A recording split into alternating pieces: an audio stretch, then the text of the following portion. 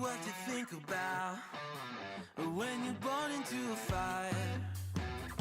Let 'em burn it out. Sell 'em to the richest buyer. They wanna let the world decay. They tell us lies and fade away, fade away. We feel betrayed. We were raised to lose the race.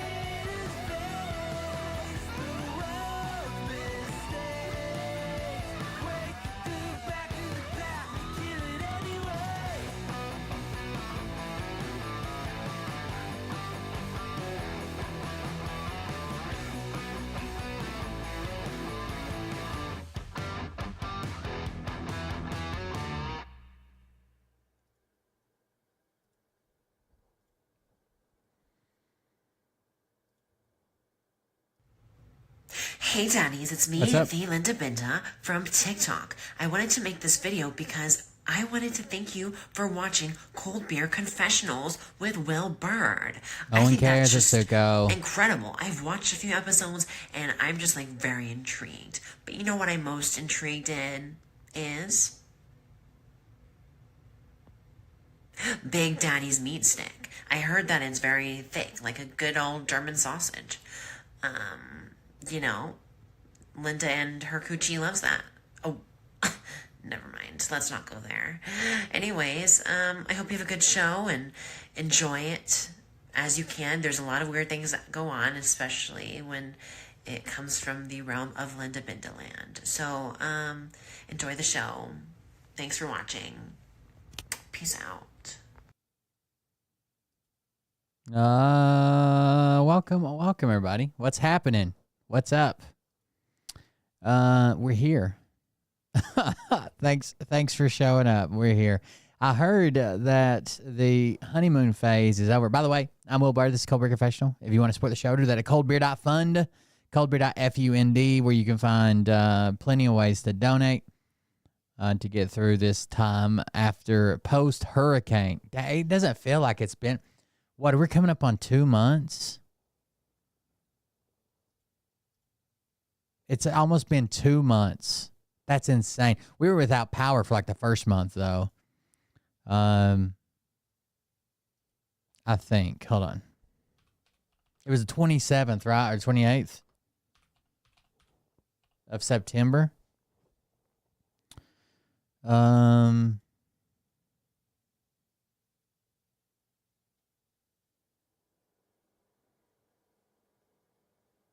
Happy birthday, PR, you betcha.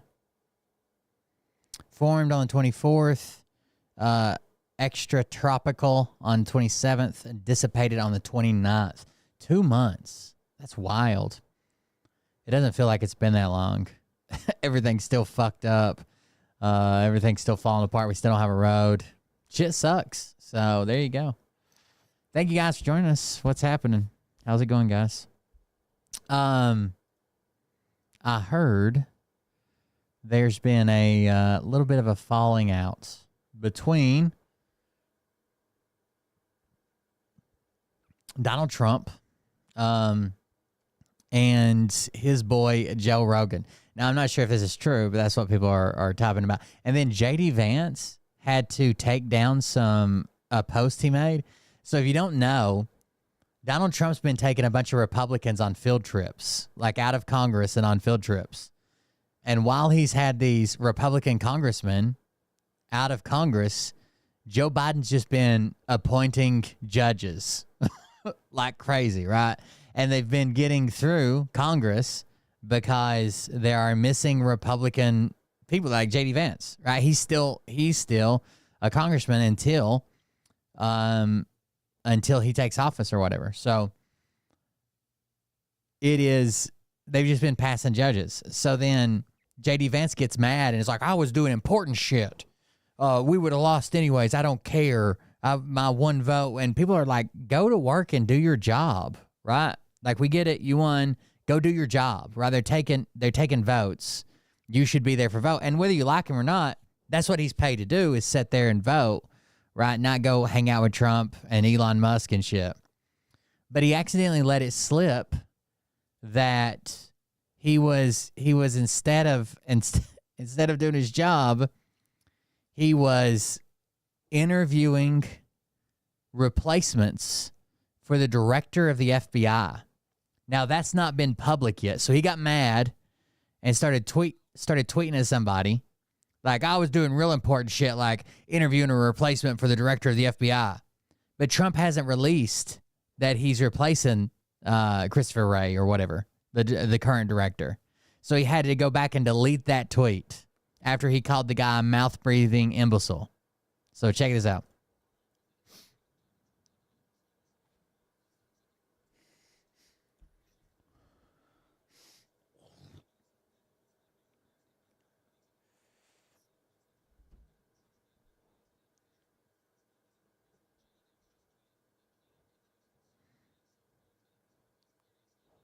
Oh, I gotta get you some audio. No, hold on. unprecedented for a vice federal government and lay the groundwork for the next 4 years. In doing so, you'll also undo most, if not all, of the executive orders President Biden signed. So I do want to break down Trump's day one plans and the implications of them. But first, this article reads, JD Vance just tweeted, then deleted a post with so many cell phones in it. This article is hilarious. And you know, it's really unusual, unprecedented for a vice president-elect to so confidently send a tweet out into the world and then delete it just 1 or 2 hours later. So clearly he realized he did something wrong. He gave information he wasn't supposed to, or maybe Y'all are like 3 minutes behind. There's no sense in even saying he's just it. a snarky asshole, but that hasn't stopped him in the past before. Make sure you drop a like. Make sure you subscribe. And this article reads, Vice President-elect JD Vance tweeted and then deleted a message with so many spectacular self-owns that it's worth taking a moment to dissect what he just did. And I'm not joking when I say this is a self-own for the entire Republican Party, and it's a perfect example. It's a microcosm of their incompetence, and they haven't even taken office yet. So do you guys remember 2 days ago when Donald Trump did that SpaceX viewing with Elon Musk, and he decided to bring along a bunch of Republican senators? Well, since those Republican senators were not in Congress that day, the Democrats were able to push through a bunch of judicial appointments. So due to Donald Trump's Because they were all on a Republican-only field trip, no girls allowed. They pushed through all of these appointments. Trip with these Republican senators, Democrats were able to take advantage of the situation and confirm a lot of Biden's appointments. Congress was able to outmaneuver Donald Trump and the Republicans, and the infighting that this caused is so funny because Trump immediately tweeted, we need to make sure we're stopping the Democrats. It's like, dude, you're the one that pulled these people away. So Trump tweets out, we need to make sure we're stopping these ridiculous Democrats and their judicial appointments, while he has like 5 of the fucking votes on a field trip with Elon Musk.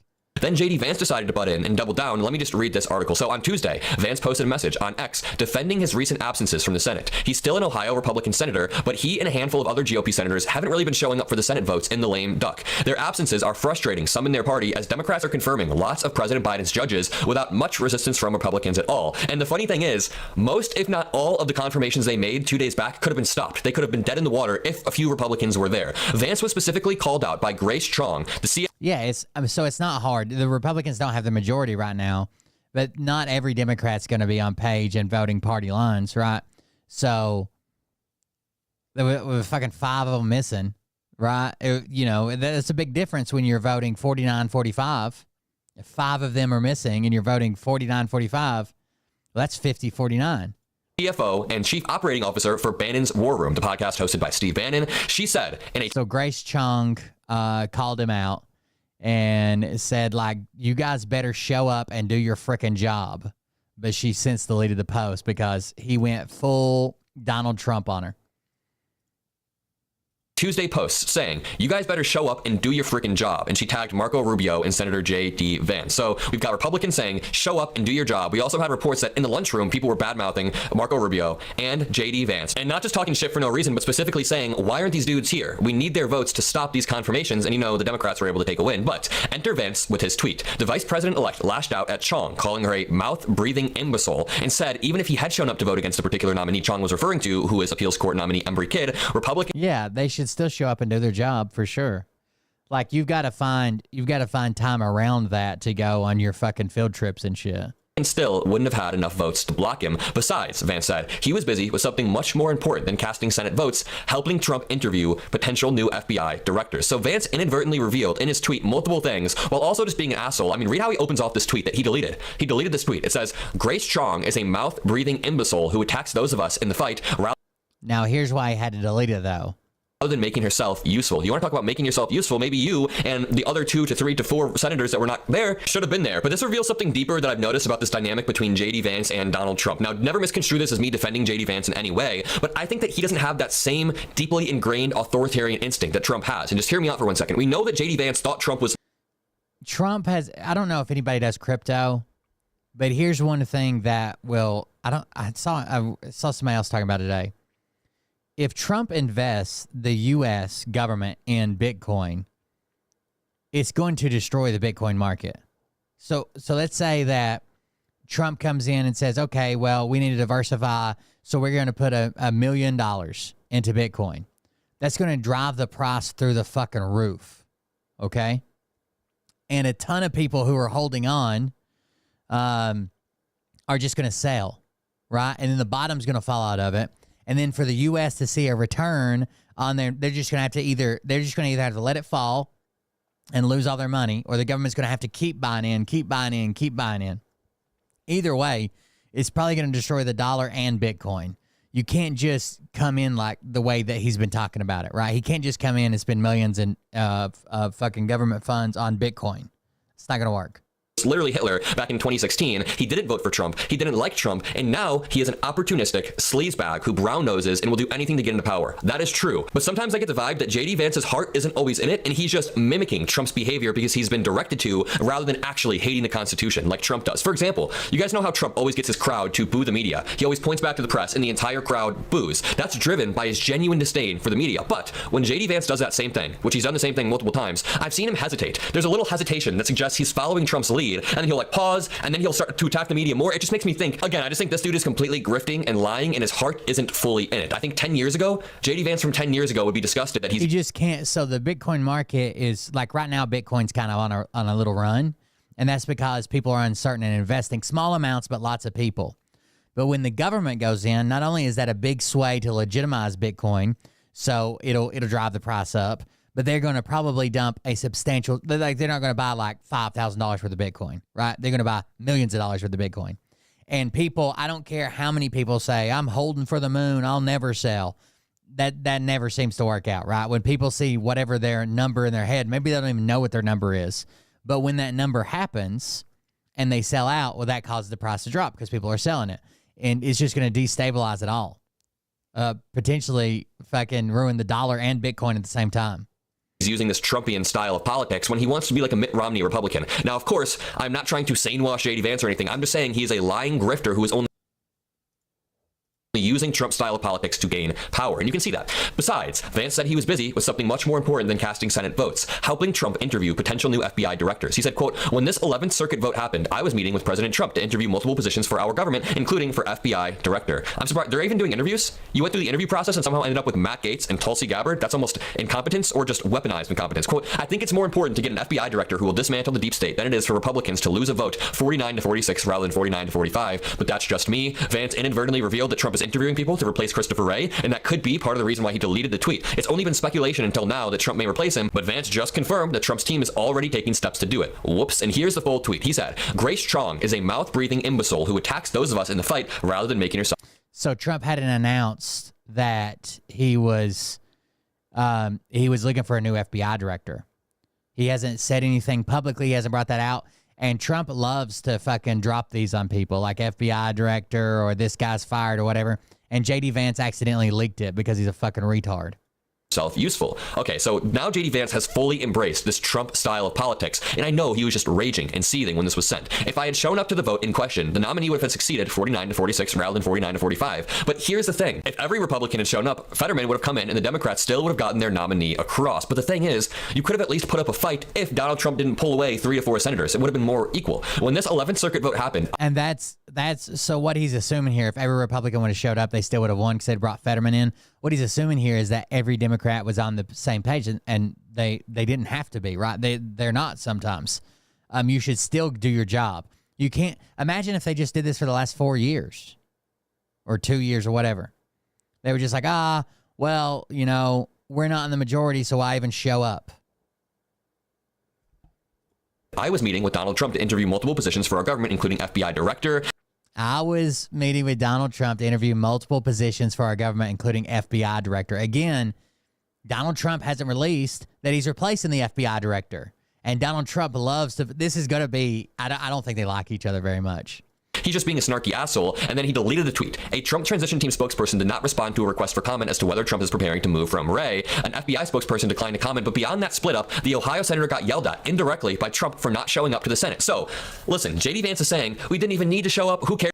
So then Donald Trump yells at him. The Democrats are trying to stack the course with radical left judges on their way out the door. Republican senators need to show up and hold the line. No more judges confirmed before Inauguration Day.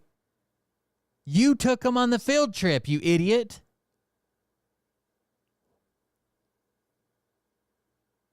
Imagine a teacher takes your kid on a field trip, and then when they get back, they're like, well, we were going to cover this, but you missed it yesterday, so you just failed for that day.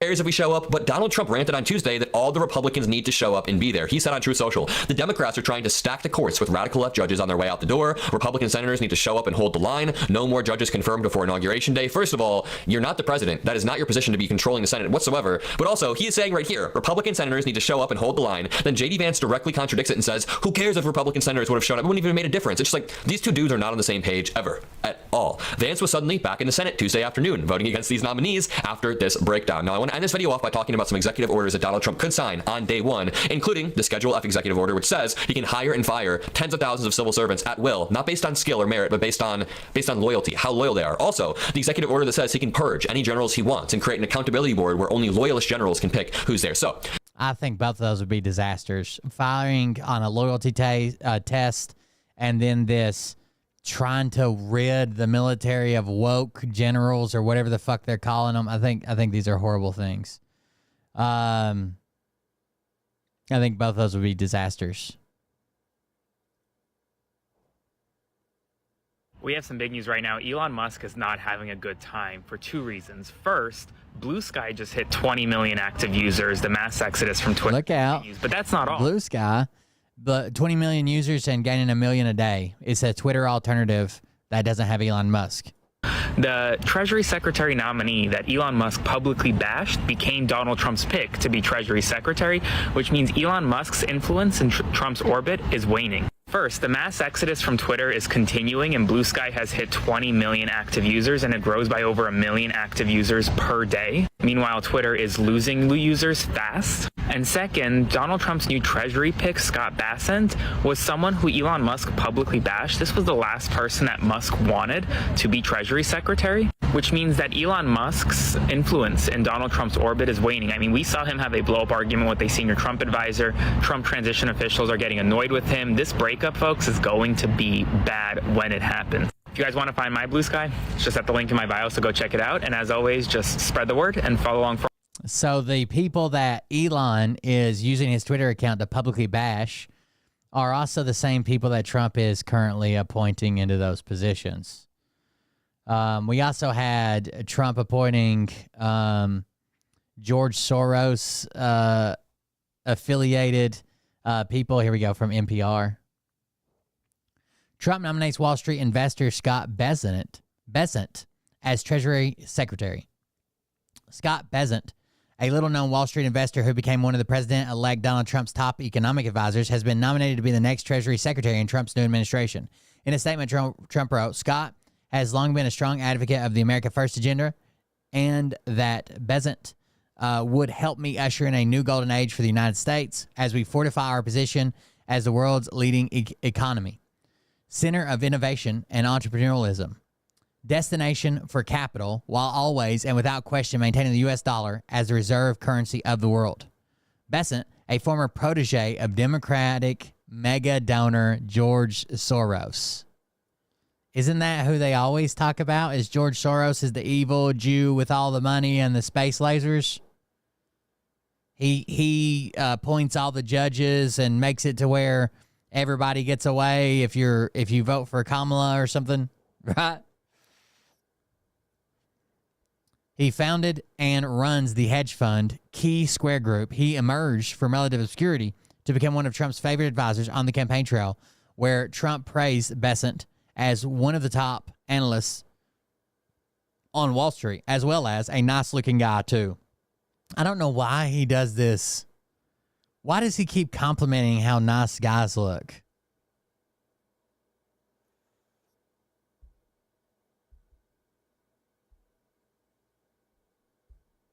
It's kind of weird, right? Bessent has returned the praise, arguing that Trump's proposed tax cuts and looser regulations on business will boost the U.S. economy. Mr. Trump has a mandate to reprivatize the U.S. economy through deregulation and tax reform, Bessent wrote in an op-ed for the Wall Street Journal, touting the stock market's immediate reaction to Trump's victory. That will be essential to restarting the American growth engine, reducing inflationary pressures, and addressing the debt burden from 4 years of reckless spending. Bessent sparked controversy with Fed comments. Bessent also made waves in policy circles this fall by floating the idea of replacing the Federal Reserve Chair, Jerome Powell, with a shadow chair who could undermine Powell's position until the end of his term in 2026. The central bank is supposed to be independent and insulated from political pressures, but Trump has repeatedly criticized Powell, whom he appointed, for not doing his bidding. So again, a Trump appointee, but apparently not good enough for Trump. Powell said after the election that he would not resign if Trump asked, and Bessent has decided the shadow chair idea isn't worth pursuing. The Wall Street Journal recently reported. Bessent has been friends for years with Vice President-elect J.D. Vance and members of the Trump family. But he spent years working for Soros, a billionaire investor firmly on the other side of the political aisle, eventually becoming chief investment officer of the Soros Fund Management. When Bessent left to start Key Square in 2015, Soros invested $2 billion with his former employee. So it's not like he left and was, mad, or they had a falling out, or he's like, fuck you, I can't believe that you're part of the cabal. He invested $2 billion with him. If confirmed by the Senate, Bessent will become one of the first openly gay, Senate-confirmed cabinet officials, following President Biden's transportation secretary, Pete Buttigieg. Bessent and his husband, former New York City prosecutor John Freeman, have 2 children and live primarily in Charleston, South Carolina. Tariffs and taxes could mark Bessent's tenure as Treasury Secretary. Bessent will be responsible for implementing Trump's proposed economic policies, including tax cuts and sweeping tariffs. During his first administration, Trump overhauled the tax code in 2017 with changes that are largely set to expire next year. Well, yours has already expired, but the rest of them are going to expire later. I think it's ridiculous that Pete Buttigieg, the only attack that anybody has against him is that he's gay. That's the only thing that anybody ever comes out after him about.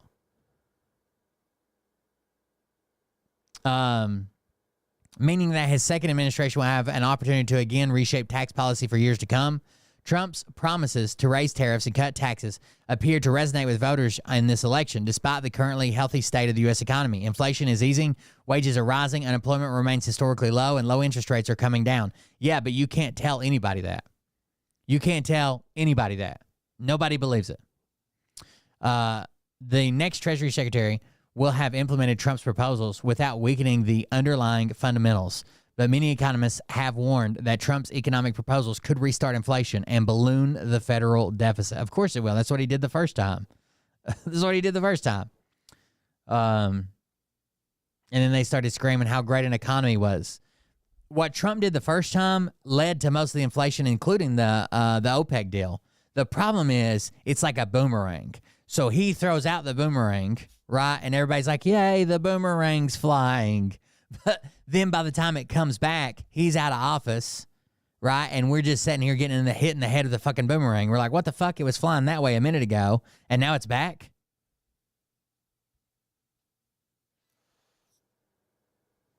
But you can't tell anybody that. Actually, I found one of Mariah's family members' fucking Twitter account and was basically disgusted by the shit that was on like on Facebook. First of all, it's the same one that fucking came at me for just deleting a comment rather than arguing with him. Second of all, dude, it is full of retweets of like Nick Fuentes, Laura Loomer, Andrew Tate. And he doesn't share any of that shit on Facebook, right? He keeps it on his Twitter account where he has hardly any following, and most people aren't following him there. He's fucking, it was disgusting. He's got a fucking daughter, dude, and over here retweeting Andrew Tate. Like, what the fuck? Yeah, it is what it is, I guess. What else is going on? Donkey dicks. I don't know if you guys saw that. That was a thing earlier today. This looks really cool. I just want to check this out for a second because I haven't seen this. This has nothing to do with my show or anything, but I do like electric vehicles. I want to start. I've got some upgrades to do to my one wheel later on. I want to start doing some of that shit on some of my different channels. This is an all-electric Civic, I think. How are you? What's up, man? How are you? Let's check out your Honda. Sure. So there's something interesting going on here. Yeah, something unfamiliar, right? Yeah. Familiar but unfamiliar. So it looks like it's liquid-cooled controller. and then obviously an electric motor. What is going on? What's the story behind this build? All right, so the story is that I set out to build a flagship 300 horsepower AG6 rocket by Rywire. Is this the future of tuning Civic? Civic, and that was actually not this car. So my red car is like the flagship, dual motor, crazy 85 kilowatt battery, like 600 horsepower. This one, I got so many people hitting me up, hey, can you make a kit? Is it gonna be a kit? I'm like, huh. So my budget kind of shifted, and I'm like, well, why don't I just budget for one more car, right? And that's this car. And this is gonna be a kit, I hope. I mean, if it doesn't come to fruition, it is what it is. I always wanted to build a hatchback like this. I wanted a white CX model EG. I've always wanted one. So I just said, okay, I'm just gonna buy the car, and then if I do a kit for EV, then that's gonna be this kit, right? So what's kind of going on here is this is a small front Tesla, quote unquote, drive unit. And what you do is you basically hack this inverter and you put AEM logic in it, okay? So basically this is just a inexpensive 300 horsepower drive unit, and it's just hacked by using AEM management. So you have a ECU, which is called a VCU because it's a vehicle controller. And then you have an inverted logic board that replaces the Tesla stuff. Okay. Inside the inverter side of the motor. That's built by AEM? That's not built by AEM, so inside of that, okay, there's a logic board, like just think circuit board, right? That guy pops out, you take the Tesla stuff out, you put the AEM stuff in. Now the AEM, which I'm pointing like it's in this general vicinity, is controlling this motor. And then there's also a single gearbox in the back, so that compiles a drive unit. So that's a 3-piece kind of deal. These are super inexpensive right now, super attainable. What is this out of? Front Model S, like you're talking, I think it's, oh man, don't quote me, don't hurt me everybody, 16 to 2021, I'm not really sure, but there's a good amount. This is the dual motor cars that have a front motor as well. This is that front motor. So the point of this is to have this That's pretty compact, cool, very easy to swap. And it looks pretty clean too. I like it. Unit. Yeah. If you have the chassis already, you just take the ICE engine out, and you just drop this in, and it hooks up to the stock mounting points, the stock motor mounts, and the axles, everything, all of it lines up. Yeah, just stock. Yeah, exactly. So I got with Hasport, and actually Brian from Hasport said, you know what? Because I was like, I want it cross-compatible with your EG, your DC, and your EK chassis. And they're like, he's like, dude, you can totally do it because if we mount up on the frame rail, it's in the exact same location. So this mount kit will work in an EK, an EG, and a DC2 Integra. So you're talking a huge platform of your tuner cars, Civic Integras, are all going to be able to use this kit. So other than this motor, there's a battery as well, right? And the battery is living in the trunk of the car in like the spare tire area, and it's a really small battery pack. But I wanted to get something out. I wanted something that you pay per kilowatt hour when you're talking used batteries. So I use these Chrysler Pacifica hybrid batteries. They're only 16 kilowatts, so your range is going to suffer. 70 miles is what I'm kind of targeting. It's a light chassis. I'm really not adding that much weight to the car, which is really cool. But yeah, I just wanted to figure out another solution for your typical, like, I get bored, bro. Like K swaps, B swaps all day long. I do them all the time, and I still love them, But I just kind of wanted to challenge myself with something new, and maybe this could be a viable option. I'm not trying to push any narrative on anyone. I'm not trying to like go EV. Going through the motor, I'll explain. It's a pretty cool looking car. But there is a DC to DC in here. DC to DC is like an alternator. So there's a little bit of heat. So the water does, like the kind of the warm-ish water, if you will pass through here, and that's kind of like a waste, if you will. And then while it's charging, it doesn't really need the inverter, and it doesn't really need the motor because that's not moving. So that's kind of wasted. So I made the system. I designed it in a way where when it's charging, it's cooling that. When it's powering and propelling forward, it's cooling this. So then, does it get warm enough to use the heater or to use the liquid for the heater? I actually have a PTC heater, which is a positive temperature coefficient heater, and that's just like a 400 volt powered heater, and I use my 400 volt battery to have a cabin heater, and then I just have a traditional blower. I literally took the old cooling heat exchanger out, I gutted it, I put a PTC heater in there and just like bolted it to it, and then just wedged the thing back in. And then instead of having the cooling ports come out, I had the wiring come out of it and just put a connector on it. So it's pretty cool. And then so tell me about the AC system on this. Okay, AC system. This car is literally just for creature comfort. Okay, the other car would be a whole other subject, but this one is just I'm older. I want something that's comfortable to drive. I want to be able to take this car to meets and to my house and just drive it around and have AC in LA. And then, so that's like the stock compressor on the Tesla unit. Yeah, it's very similar to the stock compressor, and it is a Tesla compressor. It's not the exact year matching one, but just to keep it easy, yeah, it's just a Tesla one. And then that one's cool because you just give it like 12 volts and it just runs. So you could just turn it on. It's easiest to install for me. It's not CAN based or anything like that. Got it. So this does have like a 12 volt traditional battery too. Yeah, and that's in the back. No, it's super small, dude. It's like the smallest little motorcycle battery ever. Wait, it's here? Yeah, it's just hidden right under that. I literally just wedged it under there and made a little bracket for it. And wait, it's a little anti-gravity unit? Yeah, that tiny little anti-gravity. It's less than a pound, dude. Oh, it's less. It's way less than.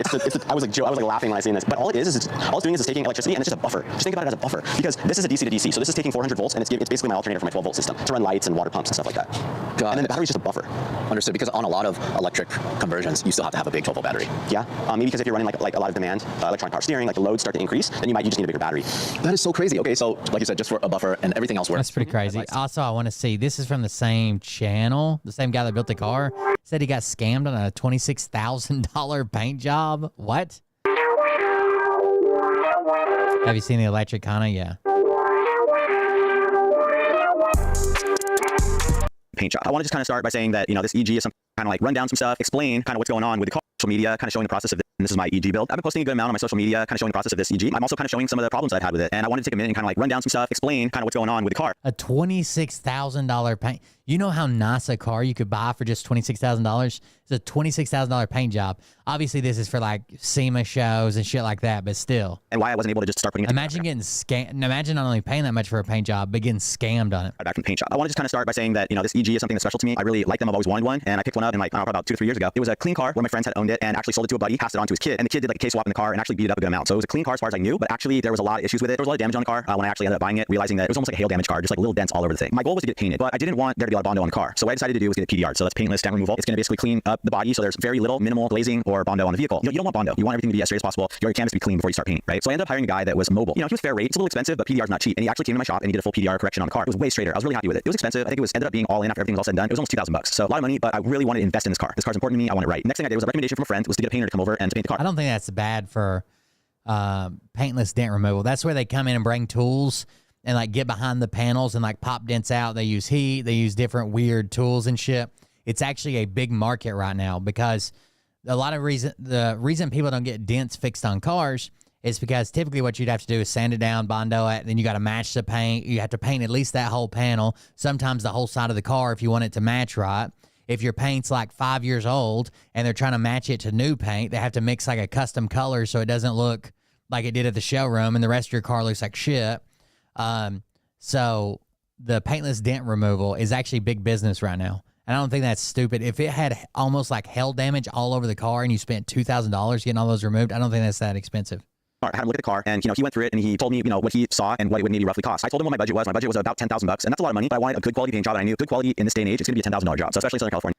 Q idiot, I forgot you had construction equipment. Why don't you come rebuild my road? So I found this guy, seemed like he was keen on doing it. It seemed great at that moment. He said, hey, it might need core support. And I'm like, yeah, there's a chance, because I think it had gotten a little like minor bump in the front. I knew going in there was a chance they might have to do a new core support. He agreed to take on the job. The quote came back a little bit higher than I wanted. I think that his quote was around $14,000, a bit more than I wanted to spend, but I knew, hey, this guy's going to take good care. Everything was going well. I brought the car. If it's $14,000, if it's legit, but now we're talking $26,000, that's almost double. And the painter was very good at communication. He was on it, on top of it. Everything seemed pretty good. He started painting the car, and the core support issue came up. And he's like, hey, this is probably gonna need a core support. I said, okay, let me get one. So Steve at HMO had one, good deal, like a couple $100. Bought that one, gave that to the paint shop, and he did the install. And there was an upcharge to that. I knew going in there was probably gonna be an upcharge if it needed a core support, and unfortunately it did. So price comes up a little bit. Not anybody's fault. Also, one of the fenders was aftermarket, and I said, well, I gave him like 4 fenders. I'm like, maybe you could just test fit, choose the best one. And he's like, okay, I found the best one. It's not in the best shape, but I can clean it up and I can do some adjustments and some trimming, and I think I can get it to fit really well. Upcharge for that. Okay, it is what it is. There again, still really good communication. The guy seems honest and pricey in reality. So things started to fall behind, and more issues started to come up. The front bumper was aftermarket. I knew I wanted an OE one, but I was like, you know what? If it fits perfect, then it doesn't really matter. But it ended up fitting pretty poor. So I quickly got him a new bumper. That new bumper, unfortunately, had a couple layers of paint. It was a couple $100, which was a really good deal. It had tons of paint on it. That was an $1,100 upcharge. I was like, oh my goodness, this is getting out of control. $1,100 to strip a bumper. There wasn't any damage on the bumper. It was just some excess paint. I thought that was pretty crazy, but I was like, well, I'm in this hole already. I ended up finding another bumper, brand new bumper. It was way cheaper. My buddy gave me a great deal. My buddy Matt came in clutch, and he's like, I'm gonna give you this bumper. It was like $450. It's like, well, now I got 2. So you know what? Just paint 2. So that was another upcharge. All of a sudden, I was like, wow, this is a lot of money, but I understand that he's doing a lot of work. So my bill ended up coming in about $19,000, which was almost double what I originally wanted to spend. He started to fall behind on the paint job. We had an agreed date, and it was a 4-month total for the job. I told him this is a SEMA build. I'm doing 2 cars, so I need the time scheduling to be spot on. He cannot go over that 4-month deadline. He ended up having more issues, and there was problems with the booth. The motor's broken, the this and that's dirty and busted. I don't think they'd let you do it anyways. I was just aggravating you. And he's like, don't worry, I have this other booth. And I'm like, okay, like the big booth. Doesn't matter to me. I don't care what booth you use as long as it's a clean job. Oh yeah, I'm gonna clean it. I'm gonna do all these things. Spend a lot of time cleaning the booth, keep painting the car. And he was a little bit late and very, very, very, very dirty. The whole job was borderline terrible. And he knew it. He's like, listen, you're not gonna like the car. I'm probably gonna have to redo it. I'm like, okay, how soon can you redo it? He says, I'm gonna do it as fast as I can. I'm like, time is ticking away. We need this done immediately. I don't know, like if he took on other jobs or whatever. I'm not really sure about that, but I know that I didn't get the second paint job done for another 3 months. So now So he did one paint job, got it done, but it was the shop was dirty. So if you don't know about paint, like every bit of dust in the air ruins a fucking paint job, right? It has to be, especially like really good paint or lots of like candies and clears and shit like that, really deep shine. A speck of dust can ruin a fucking panel. So he already told him from the get-go, like, you're not going to like it. I'm going to have to redo it. 7 months deep, and I only have like literally 2 months to build this car because I have another car that I'm gonna have to put together in another 2 months. That became really difficult for me because I was always thinking about the time. For me, you have to understand, I'm building an electric kit for the Civic, and it's supposed to be released at SEMA. I have to look good with my Toyo Tires booth that this car's going in. I have to make sure that the paint's perfect. But for both to get mutual return on the investment, my car's got to look good, bring in the traffic for Toyo Tires. However, it's got to look good, but I got to sell this kit. This kit is gonna be the thing that I'm not gonna say I'm gonna sell a lot of these, but this is a kit that I'm trying to bring to the public, so all eyes will be on it, and it's got to give good return, and it's got to be at SEMA. That's the whole point of building the car. So even if the paint was at 90%, it's not a deal breaker. I need the car to go to SEMA. I am spending a lot, investing a lot in this car. So I ended up picking the car up, and I really didn't want to because it looked really bad. It's the worst paint job, I'm gonna be truthful, that I've ever seen. I've never seen a paint job straight out of the booth that has been this dirty with peaks and valleys, super rough. There's areas that have tons of like kind of back overspray, rough areas, dull areas. I'm thinking about taking the Mini X down there, and the worst of the two there's 2 washouts. Well, there's 3 washouts. One of them is just the bank and barely, like maybe 2 inches of asphalt.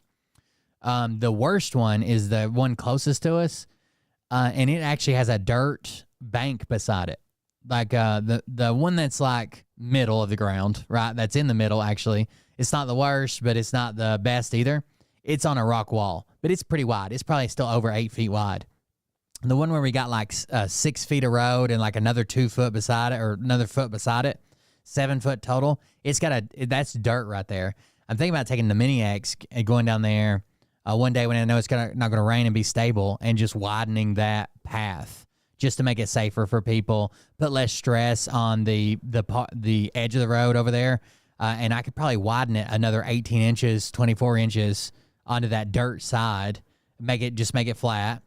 And then, drag it all back down, make it smooth with the road, the same level as the road. And then you could be further away from that caved in edge. I don't want to get too much into depth with it, but I do want to say I brought the car to a shop called Ulysses Painting and Restoring. That's going to be the last time that I'm going to even have to say that name. I just want you guys to know. But I do want to say it's super rough. There's areas, I'm going to be truthful, that I've ever seen. I've never been this car returned, and it's got to be at SEMA. It's the whole point of building the car. So even if the paint was at 90%, it's not a deal breaker. I need the car to go to SEMA. I am spending a lot, investing a lot in this car. So I ended up picking the car up, and I really didn't want to because it looked really bad. It's the worst paint job, I'm going to be truthful, that I've ever seen. I've never seen a paint job straight out of the booth that has been this dirty, with peaks and valleys, super rough. There's areas that have tons of like kind of back overspray, rough areas, dull areas. I don't want to get too much into depth with it, but I do want to say I brought the car to a shop called Ulysses Painting and Restoring. That's going to be the last time that I'm going to even have to say that name. I just want you guys to know what I'm talking about, who I'm talking about. And I'm just really trying to tell you guys about the experience that I've had with this car, and not necessarily, I'm not trying to drag anybody's name through the mud. Yeah, it'd be nice. Even the fucking, even a shit ton of like railroad ballast stone. It's not as many different sizes as like riprap, and it's not as big, but the ballast stone's pretty decent size. Just start dumping that shit in there. But I want you guys to understand where I'm at with the build. The second paint job, there was a bit of like spot repair, I guess you could say. So it wasn't like the exterior was completely painted. I was under the impression that it was, but there was tape lines along the body that my paint correction guy discovered. And he's like, there's no way that this was all painted at once. Even then, he didn't paint the whole car, which he said he was supposed to. And there's lines on it that are pretty clear, because my paint correction guy could easily burn through those lines, and that would have been a disaster if he burned through it clear. You know, there's a lot of issues at pickup, and we don't really got to get into that, but there was words exchanged, and I didn't feel like it was a fair presentation, and I just felt that there was a lot of misses there. So I really felt like the guy's communication was great. It was like the last 10% that just fell apart. It's like, why did I even pick it up if it's so bad? And I kind of went into that the reason for the build is for it to go to SEMA and to show off the electric conversion that I spent the last 2 years designing. In my mind, it has to be there at all costs. First thing I did when I got it back was I called my paint correction guy. I said, Mitchell. Yeah, even if it didn't have paint on it, right? Even if it was multicolored different fenders, if the kit is what you're doing, then you still got to be there, right? You can't miss this deadline if that's what's bringing in your income. Try to bail me out of this one. So he comes down, he goes, man, it's soft, man. It's so soft. He's like, let me do a little test area. He did some test areas. He's like, you got to bake this thing. And I'm like, it was painted like weeks ago at this point. And he's like, yeah, but it's still really, really soft. I'm like, okay. So he's like, all you could really do is either try to rent a booth with a heater or let it bake outside. I'm like, it's like 80 degrees out here. It should be able to bake pretty quick. Car's white, doesn't get super hot. But I started posting about that. You know, I got a little like irritated at the whole situation. So I'm like, hey, I got this car back, and now I can't even put it together. I'm just gonna have to look at it and literally wait for paint to dry. With that being said, I'm sitting outside. I'm like trying to work on the car in the sun. It was bad. Not having a good one. Every now and then I'd post like, wow, I wish that this paint would dry, et cetera, et cetera. People were hitting me up. They're like, dude, if that paint hasn't dried yet, you gotta just cut your losses. You gotta just redo the car. And this was scary, because like 10 people that were like professional body guys were messaging me on social being, this isn't gonna work. Like you need to just cut your losses. You need to go to another shop. And I'm like thinking in my head, how could I ever, if I go up get this to another shop, it's gonna be another $10,000. Like, this is an EG for crying out loud. Yeah, this is my canvas, and this is the car that I choose to invest into. And it doesn't matter what kind of car it is. It's still a car, and it deserves top quality jobs, especially if it's under my watch. I just couldn't really chew another 10 grand, have the car painted, and then I was still missing SEMA. The fact of the matter is that it wouldn't get to the show, and that's the whole point. I called back my paint correction guy. I'm like, hey, it's been baking for X amount of days. Like, let's try to do it. So he started going through it, and he's like, man, this is really hard to work with. It is so soft. I feel like I'm just gonna push the clear right off the thing. He's like, you gotta just let it bake more. And I was like, oh my god, how can I let it bake more? Like, it's already been 7 days of it sitting outside, and all these guys are telling me all these horror stories on IG. So basically, he's like, I'm gonna help you out. I'm gonna try to correct this part at a fixed cost. He's like, it's starting to dry a little bit, but he's like, it's still a pain in the ass to work with. It's like polishing rubber, and it's like sanding rubber. It's like, it's very, very difficult to work with. So I was like, okay, well, please bail me out of this one. And he's like, I got you. Like, this might be a 70, 80 hour job. And I'm like, dude, how in the world can that be an 80-hour job? I got back with the painter, and the painter's like, oh, you shouldn't have to spend more than $1,000 to sand and color buff that car. And I'm like, okay, but why am I getting quotes? Because I asked 2 people, $5,000 to $7,000 to fix your doings. And he's like, nope, that you're way off. And I'm like, okay, so that means that you value your time, but you don't value somebody else's time, clearly, because that's all that can mean. And I'm like, that's not fair. I'm willing to pay for people's work. If I'm seeing them work, kill themselves for 50 to 80 hours, like, I'm not just gonna be like, just do it for me, man. Come on. No, we figured out a price. Mitchell's price was super reasonable at $5,000. And so far he has almost 70 hours into this car, and he still hasn't got his final polishing and ceramic coating. The bumpers are still not done yet. So he still has 15 hours worth of work to do. And I'm watching him work, and I'm trying to help him, and he's sanding and polishing and sanding again. And this paint's very weird because it has all these low points and it has high points. It's easy to sand a high point. There's a lot of clear on this car, which is, thank goodness there is. But if you kind of think about it like a volcano, you got this. Yeah, so like I love my one wheel and shit. I don't know. I want to try to build a complete like a one wheel myself. That's something I want to do. I want to do some upgrades on it. I want to learn more about it, and maybe even make some like electrify like a go-kart or a scooter or a fucking lawnmower. I don't know, but I think I would enjoy it. I've been learning about PCBs and shit like that, like having custom PCBs made and shit. I think that's cool. I think it'd be good content. It's a low point in the center. And if you're sanding, you're trying to get to that low point, but you're taking off a lot of clear coat and you're still left with a little bit of a low point. That sucks because you could have, you know, he was measuring the paint. He has a really high-end tool. You can measure the clear, and the clear is measuring like 2,000ths of a millimeter. Sorry, I don't remember like the exact amount, but he was like, you know, paint job's like 1.4, and then they had a really bad paint job apparently. The paint's not that good. And then a really good one is like where a ton of clear is like around 2. It was measuring around 2 in most areas, but there were some valleys and stuff like that. So, you know, we're talking like 1.1 to 2 is what it was measuring in like the thousandths of the millimeter, I think it was. So he's able to sand, and he's doing a really good job of being very, very careful. And in some areas, he really thinned out the clear, but we had to because we have these like volcanoes where it's deeper than it is high. That was super problematic. So this has been like 5 weeks now of letting it sit outside, and you know, and me being able to try to do some suspension and stuff, and then I'll get it back out in the sun, and I've been just letting it cook and bake, and I've been working on the car nonstop for like 6 months. I've been working on the EVs, like I've been doing these two cars for like nonstop every day for 6 months. I'm not going to events, nothing. I'm just working. That's kind of where I'm at with the car. I wanted to $26,000 on a Honda. You know, let you guys know with transparency who did it, where I'm at with it, and really what it takes to make this car now look super presentable. Like it's almost like glass. Yeah, I can get a go-kart frame cheap as fuck. Electric motors aren't cheap. Batteries aren't cheap, but I think I might be able to make it cheap enough. And honestly, I owe all that to Mitchell. Mitchell is an amazing. I'll give his like info in the comments or whatever, and I'll give you guys, you know, his business, and he's a privateer guy. He's amazing, does amazing work. Real quick, I just want to break it down. So how I got to the position where I'm at is a couple $1,000s for PDR. I thought that was a good idea going in. I still think it was a decent idea in the end. Everything all said and done with core support, over things, doubling my budget, etc. That was around $19,000, and then you got another $5,000 for worth of probably 4 of it if you want to do percentage wise. 4,000 of it, or maybe even 5, depending on how much you value your hourly, is in correcting the poor quality paint. Still yet to come. It needs more polishing and ceramic coating. It's a tough place to be in. It's, you know, I really would have loved to be into it. $10,000, you know, maybe like 1,000 on PDR, and then maybe another $1,000 for the ceramic coating. That's where I wanted to be. That was my sweet spot. And to think back and be like, man, it's double what I thought it was. It's crazy to think. I really want you guys to understand that like that's where I'm at with it. This car is not just an EG. It's not just an old Civic. It's actually like it's an important car to me. I'm investing a lot of time. So why shouldn't I invest in the paint? I want it to be the best presentation that I can bring you, especially being a SEMA vehicle where a lot of eyes. I would love to just have a shop and build fucking cars and do fucking motorcycles or whatever the fuck I want to, but you can't start out of the top. I'm gonna have to do what I can. On it. I'm a SEMA judge. I can't bring bullshit to the show. I just can't. I don't even really have a fucking house, so I probably need to temper my expectations going in. Got to be top notch. Got to be the best I could possibly do. And I just want you guys to know that like paint shops, like you need to choose wisely. Recommendations are good. I had good recommendations. People even said that they had good experiences with them. I didn't, but I just want to tell you guys like there's hidden fees and there's things you got to really be aware of. So try not to put yourself in this situation. There again, this video is not to bash any individual or shop. It's just to give you where I'm at with a full disclosure kind of a mindset. So thank you for listening. Thank you for. All right. You guys remember a while back, that was just for me watching all that, but you guys remember a while back when we covered like some of the crazy like MAGA,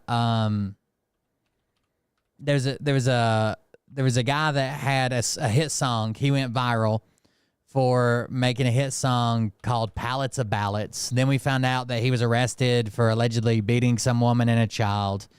And we had Austin Foreman, right? And he has basically like a group of people called the AFF family and the Austin Foreman family, AFF. They it's so weird. They do like this weird official, like they do live streams where they're like going to cancel people, and they'll be like, is this sanctioned? Is this not sanctioned? It's like they're trying to run it like a motorcycle club or something. It's so fucking weird. But they believe that they're the arbiters of who can be on TikTok, who can't be on TikTok. They cancel people, take people out, blah, blah, blah. So that's Austin Foreman. I'll show you one of his videos. So if you don't know who he is, here you go. All right, before I start this, I want you guys to click on the comment that I'm addressing here and go watch the video that I posted on my backup page. With that being said, why not? All right, before I start this, I want you guys to click on the comment that I'm addressing here. So he went viral for that song, Pallets Full of Ballots, back in 2016. And since then, he's been building a TikTok, whatever, and they cancel people, then whatever. He's got a guy that he calls his general. This guy was also in with, like, he likes older millennial, like they're tied or something. And go watch the video that I posted on my backup page. With that being said, why not deal with this behind the scenes? Well, there wasn't that much to deal with publicly. All I needed to do was publicly separate myself from this man. And that's what I did. I got on here and I pulled my public support for somebody because I learned many things about this person that I just simply couldn't stand behind. What you saw in that video, unfortunately, while it is a huge deal, it is a very small portion of the problems that we have here. And if you ask why I needed to publicly pull support from him, it's because I publicly gave him so much support. Over time. So if you're wondering what he's talking about a guy that he called, and everybody called, the AFF General. Now, this guy claimed that he used to be in a motorcycle club, blah, blah, blah, all this weird shit, right? It's this guy, Craig, okay? Now, this guy was another one that was tied with older millennial and Austin Foreman. This is supposed to be his general of his army he's built on TikTok, right? Of the Austin Foreman army, the AFF, whatever, blah, blah, blah. So what's crazy is this guy's now crying.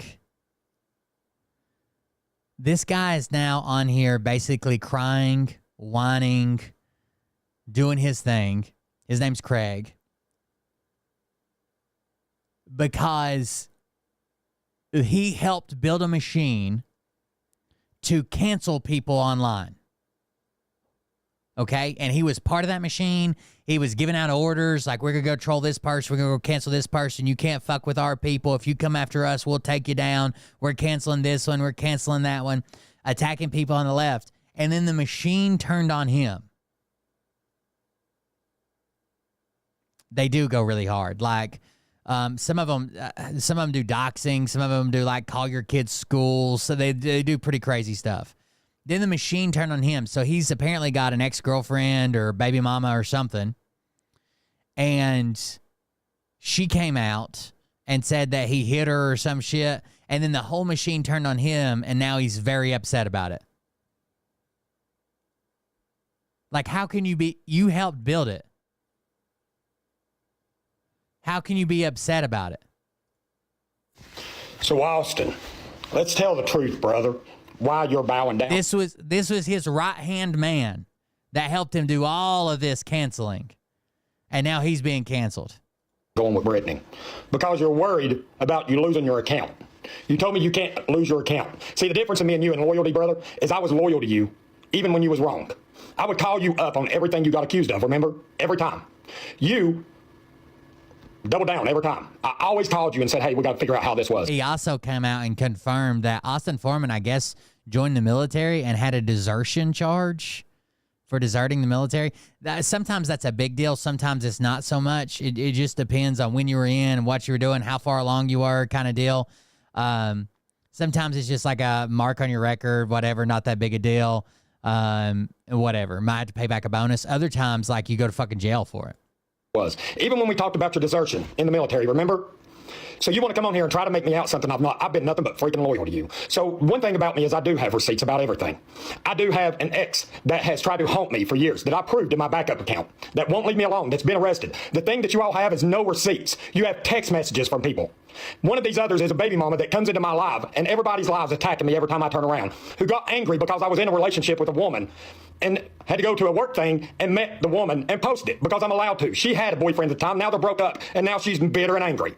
So let me show you something. You're trying to tell people that I've not been affiliated with the club. I'm going to tag some people down here that can tell you damn well I've been affiliated with the club. I've made it real. Now he's talking about being like a fucking in a motorcycle club because he's so cool. Clear, though, that I'm not anymore because I got in trouble and got my charges. So you don't know what in Sam hell you're talking about, bro. So keep running your mouth, man. You know the damn truth. And the fact that you're doing what you're doing to protect your own account because you're afraid of Brittany and you're afraid of Sam and you're afraid you're going to lose your account is messed up. You kept quiet, dude. You've not come to defeat. The only thing he's known for is his, they're known for their unhinged following and how far they'll go to do shit. Me because you didn't want tied into it. So now you found a way out by coming at me because they are to help you keep your account because right here is a picture. Hold on. Here's a screenshot. Open image in a new tab. Here's a screenshot of one of Austin's videos that says, how did I drop it down there? Damn it. Let me be clear. If you come for @CBS774, you come for me and I'll address you all later. And it says some of y'all must have lost your minds. Now, who are we listening to? Craig, CBS774. There's one thing about you. You're all about desertion. Just like you did everything else. You're deserting a man that done nothing but stuck by you. The reason I'm in this mess is because of you, brother. I was sticking up for you, remember? So let me play some recordings here that can vouch that I have never put my hands on the woman saying that I have put my hands on her. We got an argument because I went in to get my son. She told me to leave. I went to spend time with my son, and I went to pick him up, and she grabbed my arm. She says that she threw her arm up. Mom says that she grabbed my hand. But I yanked my hand back and told her to keep her fucking hands off of me. All she does is puts her hands on me, or I was going to knock her out. That's what I said. I'm not going to deny it. I did say that because I'm fed up with it. She comes into my lives. She attacks women in my lives, and you've done nothing, man. You've done nothing to back me up, but I've been through hell trying to protect you. So let me show you here where she admits that I've never put my hands on her in any way. She had one argument, and she pushed me to the point of doing that the whole freaking time so she could get something to use against me because she hates the fact I have social media. She hates the fact that people care about me on this app and like me. She hates it. So let me show you. She hates that people care about me on TikTok. Bro. Social media? Have you not seen It don't matter what I do on social media. It's my life. I don't know why you would share this video just full of red flags screaming at your baby mama. So why are you doing this to me? For what reason? You're just hurting our family. Why? We don't have a family. It don't matter. Yes, I have a son with you. We're still going to holiday things. We're still doing these things. We was, but you're ruining it. For what reason? You've not been around. What are you going to I have to work. I just started a fucking job. You've been saying that for 2 years, Craig. Really, Grace? I've seen my son a lot, but I have to work. I was traveling. I cannot help it. Yeah, you're out. Why are you doing it? I mean, I have to. Why are you doing this? Why, Grace? For what reason? What is your reason? I mean, what are you trying to accomplish? Why? You want to jump on a bandwagon with a woman that has haunted us for 5 fucking years, 5 years, and you're trying to freaking build on it because you freaking hate me so bad because I just can't be with you because of the arguing. But now you're trying to convince people I beat you. You're trying to freaking do all these things, and it's horrible. It's wrong, Grace. Regardless of how you twist it, it is wrong. This is wrong. The anti-bully bully club. I tried to make you out something you wasn't on social media ever. I've never spoke bad of you on social media. You know why? Because it's embarrassing to my kids. It's embarrassing to my son. What I'm going to expose. What? You're afraid of what I'm going to say on social media. What do you mean? Grace, I've never hit you. What are you doing? You hit me, you jerk back at me. Grace, because you grabbed my arm, I yanked back. I mean, my God, man. You put so much out of the house. What are you doing? You hit me, you jerk back at me. Grace, because you grabbed my arm, I yanked back. I mean, my God, man. You put so much out of the house. I don't care. I'm allowed to take my son places. Because, Grace, when I call, it's an argument with you. I'm not trying to fight. Why would you tell people? You're making people believe I've hit you and abused you. It's an argument because you create the argument. It doesn't. People argue, but you've got people believing that I beat you, Grace. My God, I've never hit you in my life. But I have said that you have drew back. Drew back when you grabbed me. No. I told you to stop, and I yanked my hand back. I told you to stop. And last night, I told you to stay out of my lives. Why you keep coming in my lives? I don't understand. You just come in and start on people. Like, is this making him look better? Is that something? Why are you trying to make? Why? What do I do to you, Grace? See, Austin, you should have reached out to me. I took up for you. That shows that I'm going to put a text up here from her on my next post because you all, I don't know how to add it on this. I'm not as good at the stuff that you do on here as you are when you use the Guardian's voice, right? I'm not that good. So, I have to put it up in a different post. But here's the thing. I know I'm being accused of something with a 18... Anybody that comes out and says, I used to have a problem with alcohol that made me like violent and attack people, and that's what he claims that these charges came from that were eventually dropped because it didn't happen or whatever, but he was still shit-faced drunk and then still drinks like openly and like on the app getting drunk and shit. They probably haven't dealt with that problem. Year old and drinking, which is so bullcrap. And I've learned that the people that you're getting your info from, one of them's stays high all the time and sleeps with everything. The other one we had issues with because it stopped when he was doing the April thing because I was going to expose his charges for strong-arming a man in robbery when he is exposing everybody else on this app and saying stuff to him about their charges, yet he has one of the worst charges on this app. And he was accusing other people of stuff, but it stopped. So people's not getting involved in things because they're doing it behind the shadows because they don't want their own stuff coming out.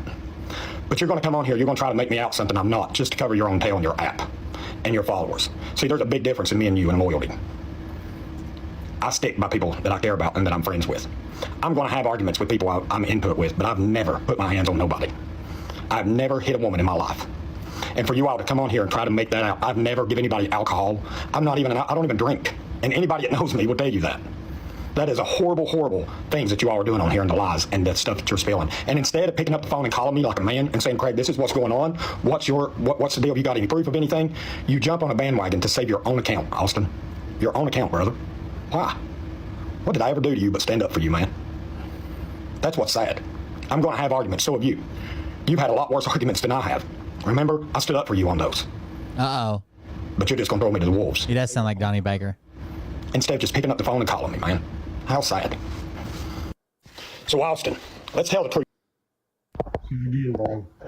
Here's a text message of her saying she's never told any of you that I've hit her. I've never hit her. I have had to completely move states in order to get... By the way, it is like he has like his own little cult. They all put AFF family in their bios. Anytime you like disagree with one of them, they're like, well, I'm a member of the AFF. You don't want to start this kind of deal. It's a weird cult, and they go fucking hard. I mean, like, it wouldn't bother me because people fuck with me all the time, right? Or tried to on the internet. But I'm sure if you're just trying to enjoy your thing and you just leave a comment being like, you're an idiot, right? That's not true. and then you have 1,000 people to descend on you and fucking start calling you out, dropping your address and shit like that, that'd be pretty tough.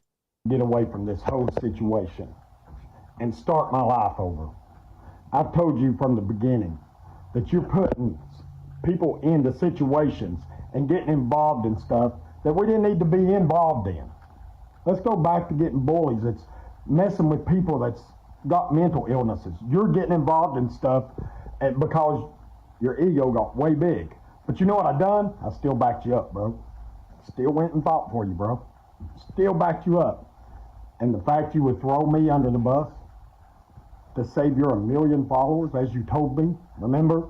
I make $7,000 a month off that app. I can't lose it. Make $7,000 a month off the app. Can't lose it.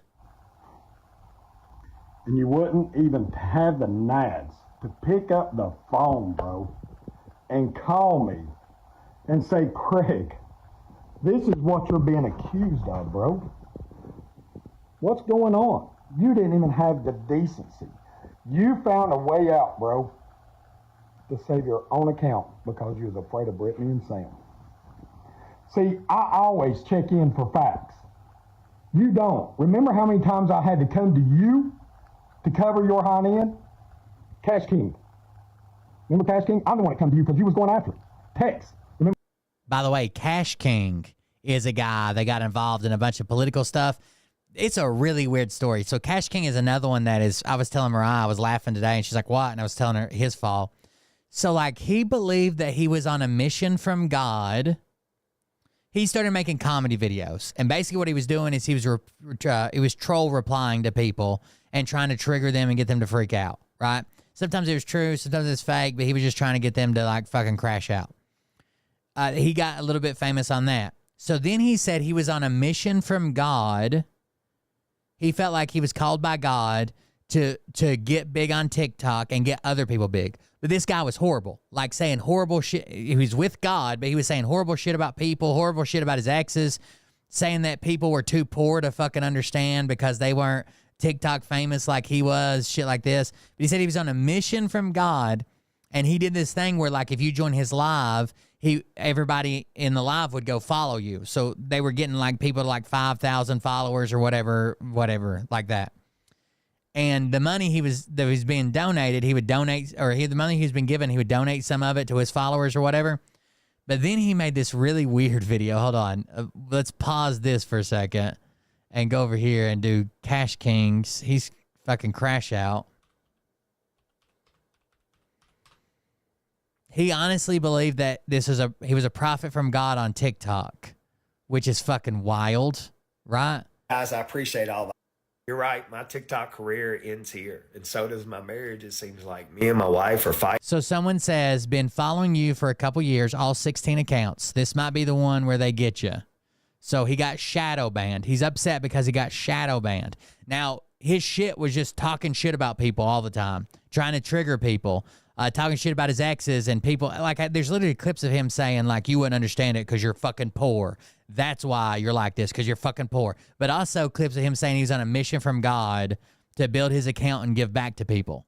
You're right. My TikTok career ends here, and so does my marriage. It seems like me and my wife are fighting every night now. She's been crying every night for 2 months. You know, when I first found all this success, I didn't realize it was the result of me being on here for 4 years, busting my ass doing comedy, getting millions of views every month. All those people were coming in my lives and they were giving me all this gift money because I was Cash King the comedian, you know? And I was an idiot, and I started the scoop train, and I thought I was on a mission from God. I truly there you go. I was on a mission from God, and that he was using me as a tool to help all these people, and I was getting all this money from him so I could give it to other people and help them. And I was truly convinced of this. And why my wife is so upset is because this entire time she told me, number one, don't mention the Lord's name in the live. Don't give away any. So now he's claiming that he's shadow banned because he was trying to help people by giving away money, and he mentioned God on his live stream. The money, and don't mention the money at all. And I did the exact opposite of all those three things. And now that all the dust is settled and I've lost 4 years of hard work, sadly, I love seeing these people come to reckoning, dude. Like, I've seen this guy. I actually, when I saw some of his comedy, I was following him until one day a video popped up about him fucking going after this fucking crying liberals, blah, blah, blah, and just spreading a bunch of bullshit. I was like, I can't believe I'm following this guy. How did I follow him? I went back and looked at his old content where he was just making jokes. And I was like, yeah, I'm done. But I'm so glad that they finally have a fucking reckoning coming. She was absolutely correct. And not only am I losing all this, again, I'm probably going to lose my wife as well. So this is like, I feel like Job almost. You know? I'm a fighter. I'm not. Anybody that comes on here and it's like, you know, I'm probably going to lose my wife because I was trying to do this for God, blah, blah. I think that's just a shitty attempt to, like, publicly castrate yourself so your wife will see it and be like, I can't believe you did that for me. I'm sticking around now. I'm not going to give up. I'm going to figure out some way to get out of this hole. I'm not going to make any more videos because I am having kind of a meltdown. This is the crash that all my haters worked so hard for. They got it, you know, because I'm there right now and I'm feeling it. So you guys did win. But, you know, for my kids and my wife, I've got to figure out a way to restart a new game, you know, and that's exactly what I'm going to work on. You're right. He said in one of his videos he made like $50,000 one month. Like, here's people making fun of him. Yeah, my life is falling apart right now, and I guess it's the consequences of my actions and the way I handled that negativity. I thought for sure I was a prophet from God, and God was speaking to me, but I guess I was wrong. I guess it was my ego. You know, I was once making $55,000 from TikTok a month, but now I've been shadow banned.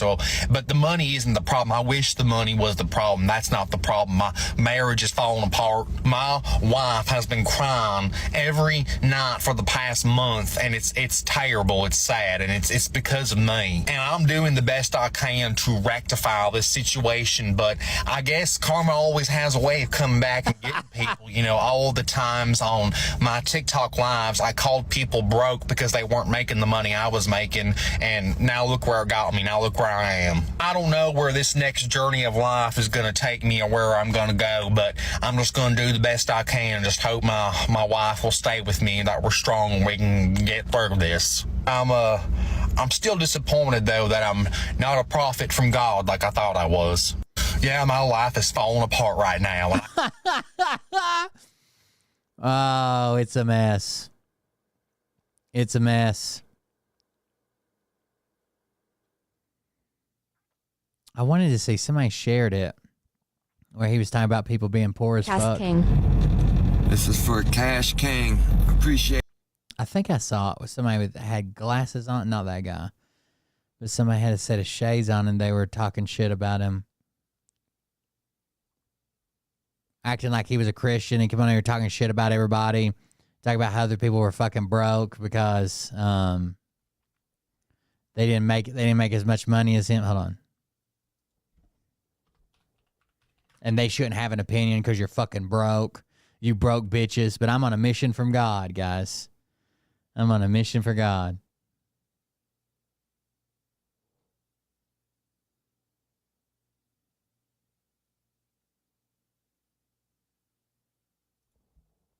Look, sometimes you gotta pop out and punk niggas. Like, even if my mom. That's not it. I wish I would have saved that video I watched earlier. Of the guy fucking calling him out. Anyways, oh, here it is. I think it's this guy. Get upset about that because they're broke. And because God's... It says the IRS takes 45% offset by charity. I have 4 families that get a % of the stream. I have a family. The rest goes to charity, which will make videos sending the money and amounts. Why do people get upset about that? Because they're broke. Because they're broke. Why do people get upset about that? Because they're broke. And because God sends them no blessings, and they... So what's the end goal here there, bud? You trying to be the next Joel Osteen and use the word of God to pad your own pocket? Hell, wasn't it like 2 or 3 months ago you were posting the most heathen shit out of all of us on this app? He talks about, he's like, they're the people that God doesn't bless with money, and they'll never be blessed with money. And let's not mention that charitable donations are a tax write-off. Yeah, I mean, I'm sure a lot of people don't know that because a lot of people don't have excess money to actually fucking donate. The only reference that I can piece together with the way that you act that ties to anything biblical is the fact that the devil's greatest trick was making people believe he didn't exist, and you're trying to make people believe that you are a believer. Hell, last time I checked, greed and pride were one of the deadly sins. And judging people is also not too much smiled upon, and I see you doing a lot of that. How do people get upset about that? Because they're broke. And because I'm undefeated. How do people... A lot of people followed him because he would do those scoop trains where he got other people followers. His account's gone now, but he would get other people followers, like build your follower account or whatever. But anyways, back to this guy that's crying. And we'll go watch the Austin Foreman oh, that's not it. Bitch, I'm from Memphis. What you... That's a strange video, but that's not it, I don't think. I guess we lost it. But anyways, that guy was crying, the general. So if we go back to... that's disturbing. If we go back to Austin Foreman made a video calling out his friend or whatever.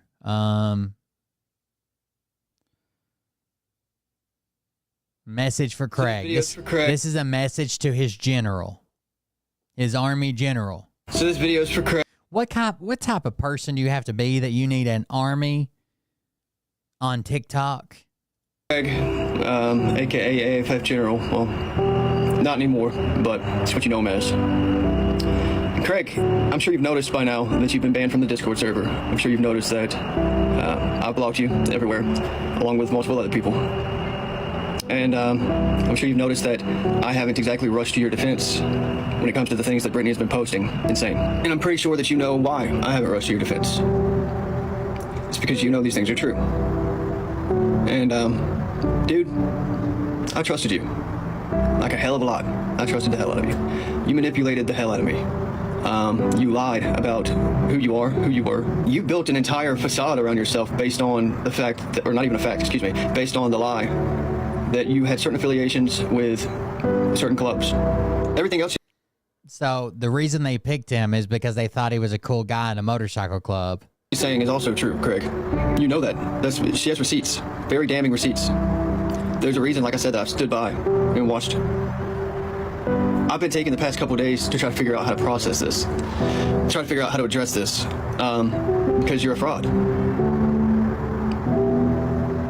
You've manipulated your way into clout, I guess. You've manipulated your way into a position of what you consider to be a position of power. You allowed me to put you on a pedestal in front of over 1 million people, knowing that the truth about who you are could come out at any minute and bite all of us in the ass. The amount of stuff that you said to me, man, to make me trust you, I feel like a complete idiot. Honestly, I do. We talk every single day. It sucks when you build a machine to take people down and then the machine's turned on you, huh? At any rate, I don't know what you thought was going to happen. I don't know if you thought that I just wasn't going to... And these are his retarded followers. Blocking him now, brother. This is incredibly disappointing, and I'm so sorry. Crying emote. But hear me when I say Craig is not AFF. And we, the real AFF, got your 6. We'll recoup stronger. Bicep flex emoji. Going to say anything, or if I was going to try to, listen, I'm a loyal guy, right? I defended you many times when I shouldn't have. I stood up for you and defended you when you left comments that you should not have been leaving. I defended you when you said things in lives that you should not have been saying. Videos that you made that I was like, just that were out of pocket. I'm a loyal person, but I'm not that loyal. You're not going to manipulate me, lie to me, let me find out all the things that I've been finding out recently that I'm not even going to go into. As for the rest of AFF, I advise that you block him, He's a master manipulator. I have no ill wishes. I don't want anything bad to happen to him. Of course, I want the name changed.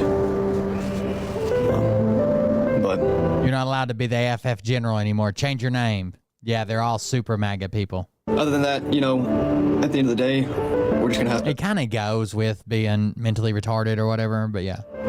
Move on. And, it's a blessing in disguise, right? So everything happens for a reason.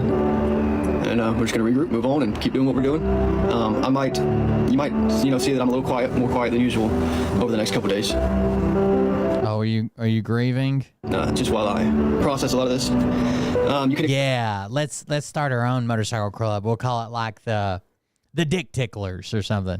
For freaking people that think that this is their window of opportunity right here, people to come back and be like, I told you so, or whatever. If they had a problem with Craig, I don't care. The hog hummers. Get it, hog, like motorcycle? Like I say, I mean, I'm still their dad, so it doesn't matter. Craig, don't try to reach out to me again. Stay away from AFF. Don't try to tell. I heard that you were trying to tell people that you were walking away because I wasn't defending you. You were banned from Discord last night. We were blocked by everybody last night. I've known about this for a couple days now, more than a couple days. I've just been trying to process everything and make sure that everybody around you was safe before talking about it. I guess there's not much left to say about it, so there's that. I just had to let everybody know. I don't know. Don't you guys, I get sucked into drama too easily, I think. Like, honestly, if a man could just create this drama, and like if you had like 10 people that built like semi-interesting accounts, let's say you had 10 people that could get like 5,000 followers or something like that, and then you just made all this fake fucking drama, I bet you could blow up like crazy. I've noticed one of the ways to blow up on TikTok is take something that's beloved by everybody or by a majority of people, and then just come out and talk about how you fucking hate it and stand on that as hard as you can for like 3 weeks, then come out and say you had an error in judgment, and now you've seen the lie, and now you're a fan of baseball or hot dogs or whatever.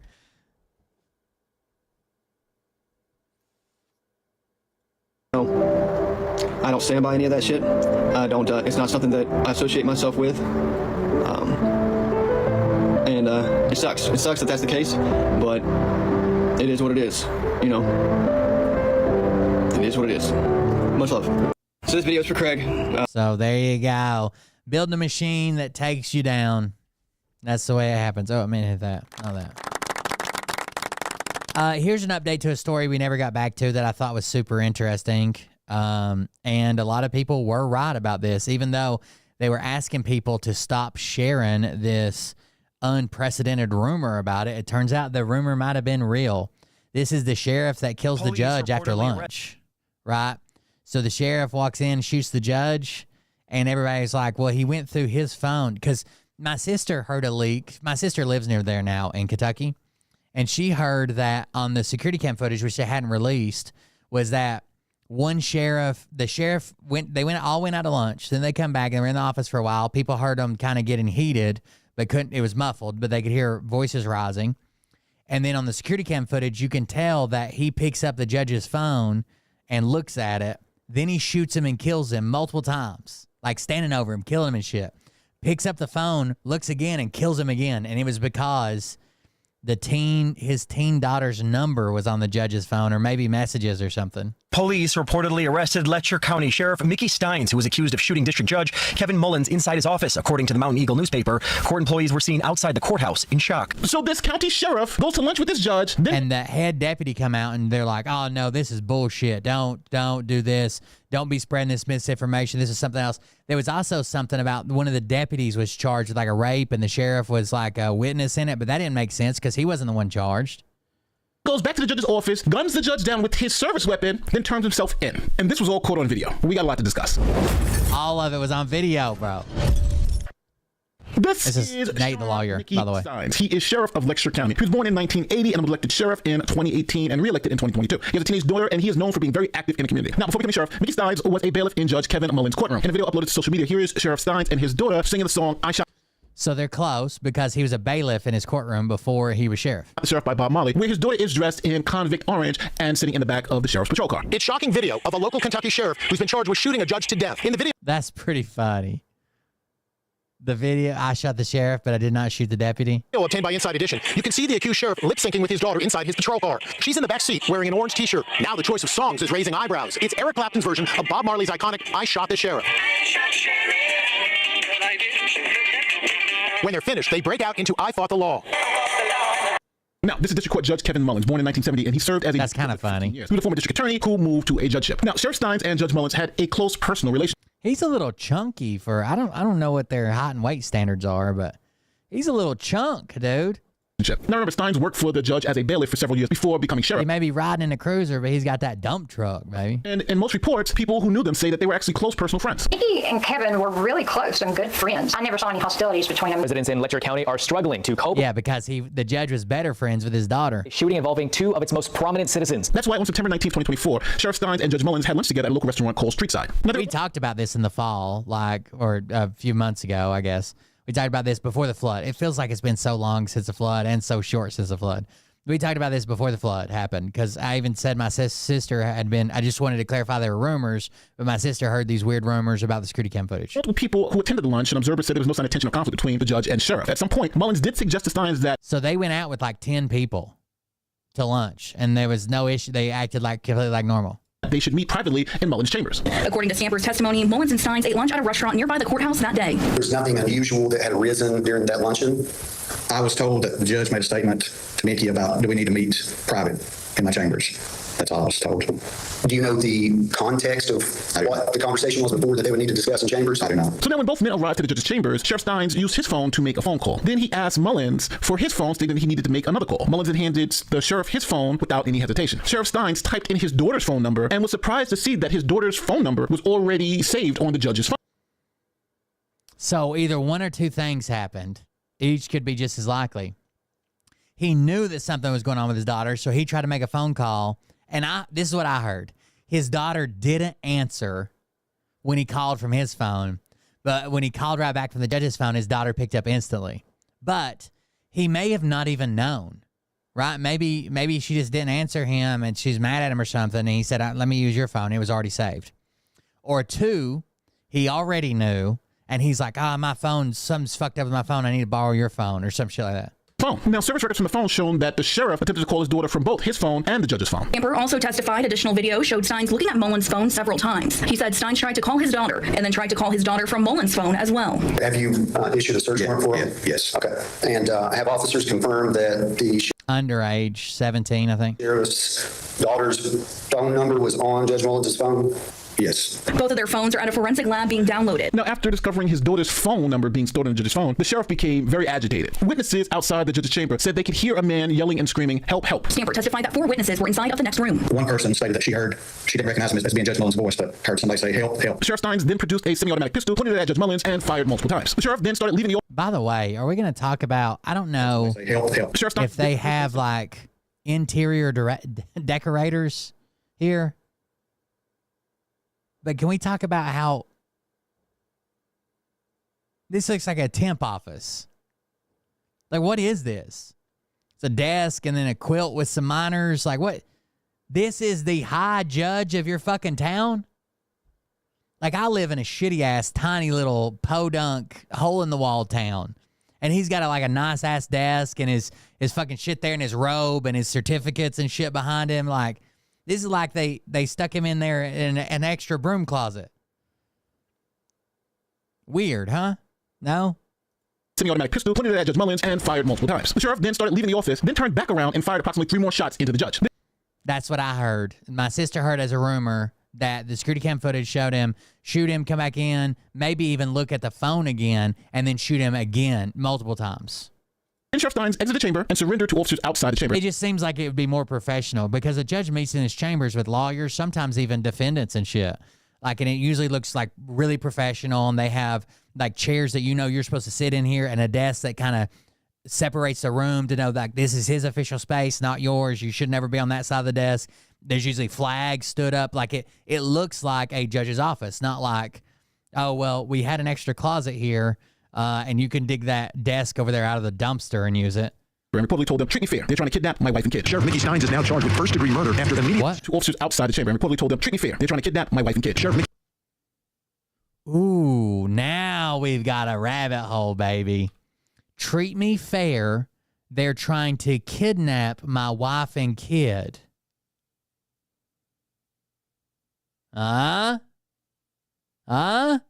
Shots into the judge. Then Sheriff Steins exited the chamber and surrendered to officers outside the chamber and reportedly told them, "Treat me fair. They're trying to kidnap my wife and kid." He's part of the Soros machine. He's a Soros judge.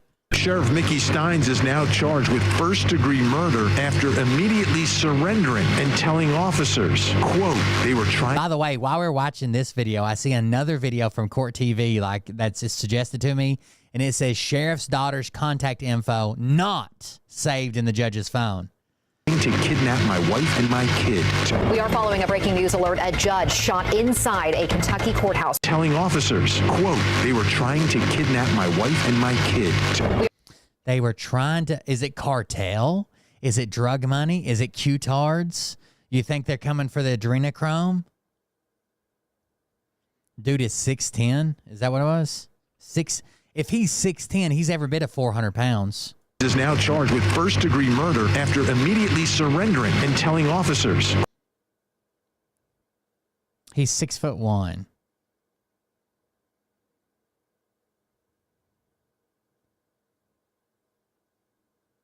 He's 6'1". Quote, they were trying to kidnap my wife and my kid.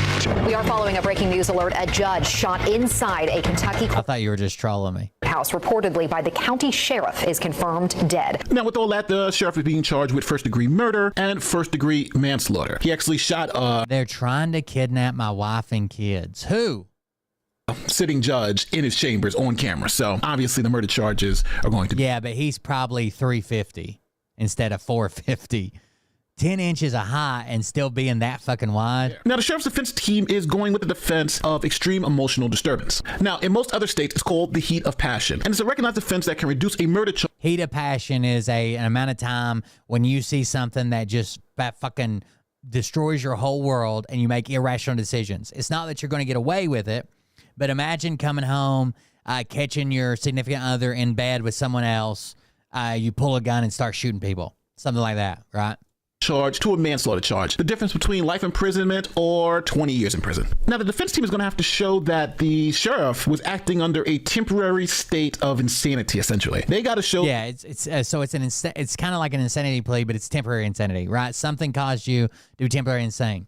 What you couldn't get away with is catching your wife in bed with another man, leaving, going and complaining and talking to your dad and your parents about it, then going and getting loaded a shotgun and hunting him down at his workplace, right? That's not temporary insanity. That whatever he saw, whatever information he had, enraged him so much in that moment that it was a reasonable explanation for his actions of shooting the judge. Now, the classic example is a married couple. One person goes to work, the other person stays home. The husband comes home and catches his wife in bed with another man, and the husband kills them both. That would be heat of passion. The husband wouldn't be looking at a murder charge. This has happened to me so many times. I leave a tip jar on the nightstand. At least pay the light bill while you're there. I got kids and shit. But a manslaughter charge, because the law recognizes that that situation is so extreme that it could cause a reasonable person to lose control. Here are the sheriff's lawyers explaining it. At this point, we don't have a complete picture, but what I think was apparent very early is that there was a sudden But if Court TV's over here saying the phone number was not saved, is there a thing with iPhones? I saw a thing the other day. What was that?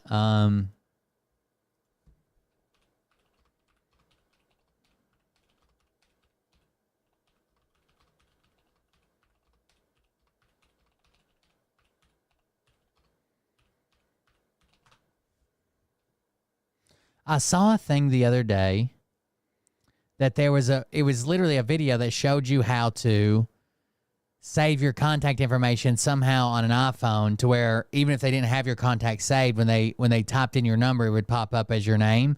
So it's basically like a caller ID kind of deal. I don't even know if it was true. It could have been fake as fuck, but I don't know. Of emotion that transpired in the moments just before the tape came on in the clip that we saw.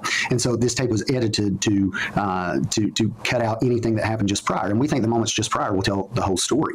I don't know at this point what ultimately was on that phone. They're examining the phones. His dimples look like fucking butt cheeks, like cellulite on butt cheeks. But we believe that based upon the statements that our client made just following arrest, as well as the indication that there was this exchange of phones, reviewing of phones, that something in that... Ooh, here's the thing. What if he is abusive? What if he's abusive? The wife threatens to tell the judge. He finds out that he's been in contact with the wife and daughter. His cheeks have cheeks, that's right. And that's why they're trying to kidnap his wife and kids. There's something. That moment made our client feel that there was no other choice than to do what he did. I'm like goddamn Sherlock Holmes with a southern accent. So it almost sounds like you think he snapped. I mean, this was a reaction. Well, yeah, and that would be textbook extreme emotional disturbance with the textbook example always of finding your. To be fair, he is a cop.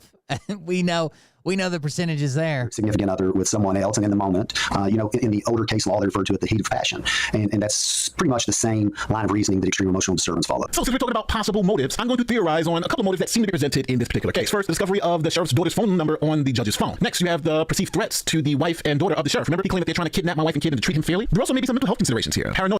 His wife could have been filing for divorce. Maybe that's the only judge they have there, and the wife's been filing with divorce.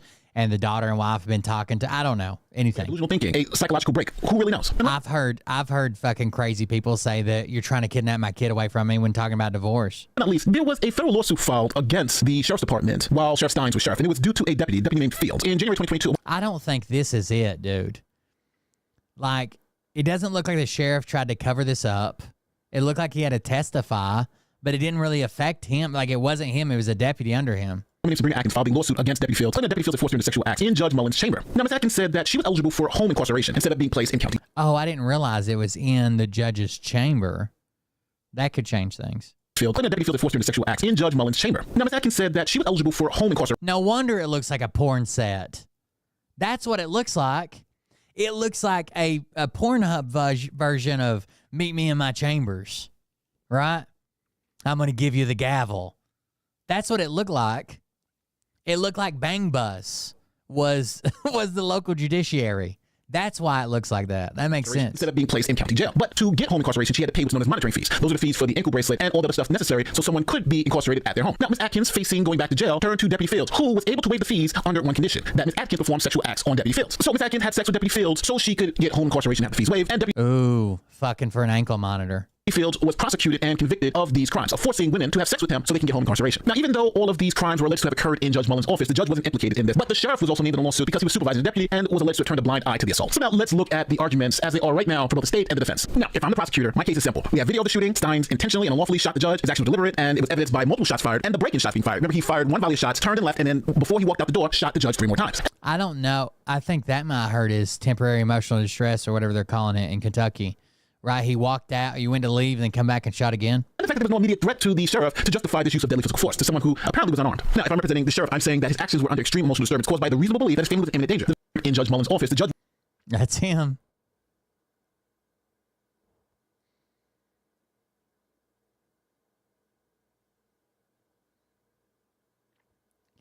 wasn't implicated in this. But the sheriff was also named in a lawsuit because he was supervising the deputy and was alleged to have turned a blind eye to the assault. So now let's look at the arguments as they are right now for both the state and the defense. Now, if I'm the prosecutor, my case is simple. We have video of the shooting. Steins intentionally and unlawfully shot the judge. His action was deliberate.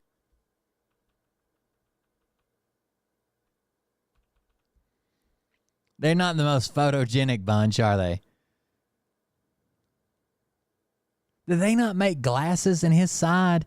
If you're wearing a set of glasses, you shouldn't be able to see the both fucking earpieces. Like a full shot of both earpieces. His action was deliberate and somebody did him dirty, and the other guy looks like he's got Down syndrome. It's by multiple shots fired and the break-in shots being fired. Remember, he fired one volley of shots, turned and left, and then before he walked out the door, shot the judge 3 more times. And the fact that there was no immediate threat to the dude, that is a fucking bang bus set. Look at that. That's like a fucking judge casting couch. What the hell? Stop doing mini player, you piece of shit. There was no immediate threat to the sheriff to justify this use of deadly physical force to someone who apparently was unarmed. Now, if I'm representing the sheriff, I'm saying that his actions were under extreme emotional disturbance caused by the reasonable belief that his family was in imminent danger. The discovery of his daughter's phone judge 3 more times. And the fact I mean, the sheriff's office doesn't look too much better, but look at this. That's a porn set, dude. That's a fucking porn set for sure. He's even got campaign signs down here in the corner. What the fuck? He's got 6 backpacks, a tiny-ass little laptop. His robes are over here with the dry cleaning bag still hanging off of him. And the fact that there was no immediate threat to the sheriff to justify this use of deadly physical force to someone who apparently was unarmed. Now, if I'm representing... Oh my God, his pictures get worse? No way. Shot the judge 3 more times. And the fact that there was no immediate threat to the sheriff to justify this use of deadly physical force to someone who... They're like, okay, we're going to take... That first one was shit, dude. You look like you got a bad case of Down syndrome. Let's take another one. And then you come up with this goofy ass looking...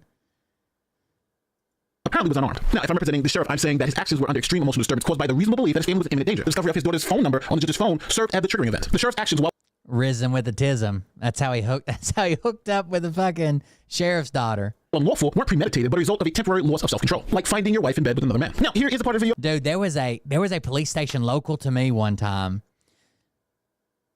Let me tell you how fucking dumb the local police... There's a police station that's probably like a 30-minute drive from me one time. It's actually in Virginia. Where the sheriff was busted, basically taking evidence out. He was running a drug ring, okay? He was running a drug ring. And the sheriff was busted for it. Got arrested. Federal agents stormed in, arrested him, took him down, and some people not associated with the sheriff's department, and he was removed. And because it was an election year, they put the head deputy or whatever in charge, okay? Now,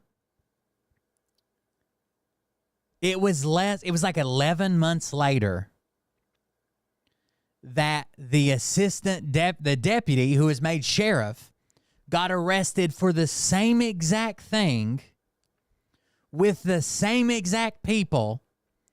And the way he got busted is the federal agents had tapped the sheriff's office and cell phone lines, like his official office and cell phone lines. The next guy comes in to become sheriff, and they accidentally left the tap on, the wiretap on for the office phone and the cell phone, and he continues to use them to do the exact same thing, to run drugs with the exact same people using he did the exact fucking same thing. And it was like 11 months apart. They arrested them both for the same thing. It was crazy. Where you become the jury. Do you believe the sheriff is likely guilty of first-degree murder? Would you give him manslaughter because he acted under the heat of passion? Or let me see this court TV video. It says not Whitesburg in Letcher County, Kentucky. It's a place where folks get to know each other because there just aren't a ton of people living here. Even smaller is the local criminal justice community where everyone knows everyone. That's why no one suspected anything violent or dangerous was going to happen when the local judge, Kevin Mullins, and the local sheriff... God damn, that's a goofy-ass fucking picture, bro. God damn, dude. That's a whole lot of sheriff, bro. Look at that fucking pocket. It's like it's screaming at us. God damn. You put a fucking badge on the side of that thing, people will think it's a cruiser coming down the road. Had a closed-door private meeting inside the judge's chambers. But what happened next shook this small town to its core. The sheriff shooting and killing the judge. All of it recorded on video. Sheriff Mickey Steins is now charged... Oh, shit. We got to see him flopping on the ground and shit. Hold on. They got different footage here. What's going on here? He look like a fish. Shook this small town to its core. The sheriff shooting and killing the judge. All of it recorded...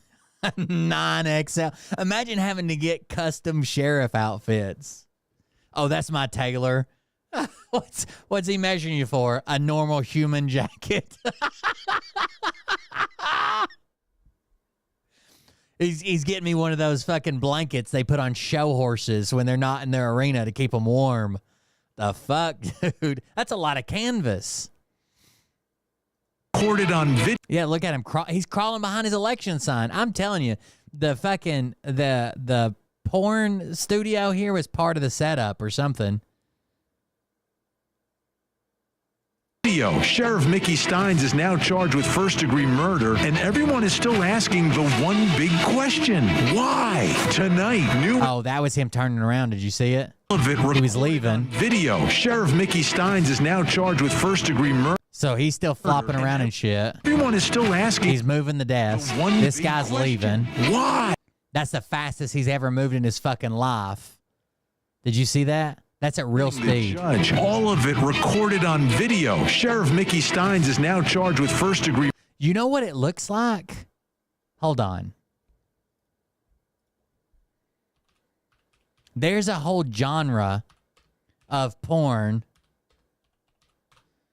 about these women who get busted shoplifting. I don't know that I'll find it. It looks just like that office. You'll just have to trust me because I don't think I'm going to find a picture to show you that I can pull up on stream. You just have to trust me. It looks just like that office. It's like this guy who's supposed to be like busting people shoplifting, and he gives them the here it is. He gives them the option of like fucking him instead of like going to jail or whatever. There's like a whole genre of porn around this. Here's the judge's office. That's it, bro. That's 100% it.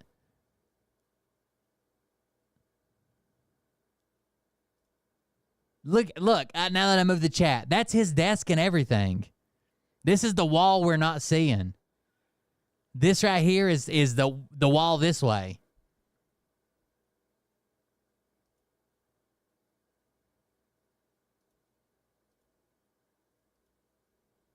All right, chat's back up.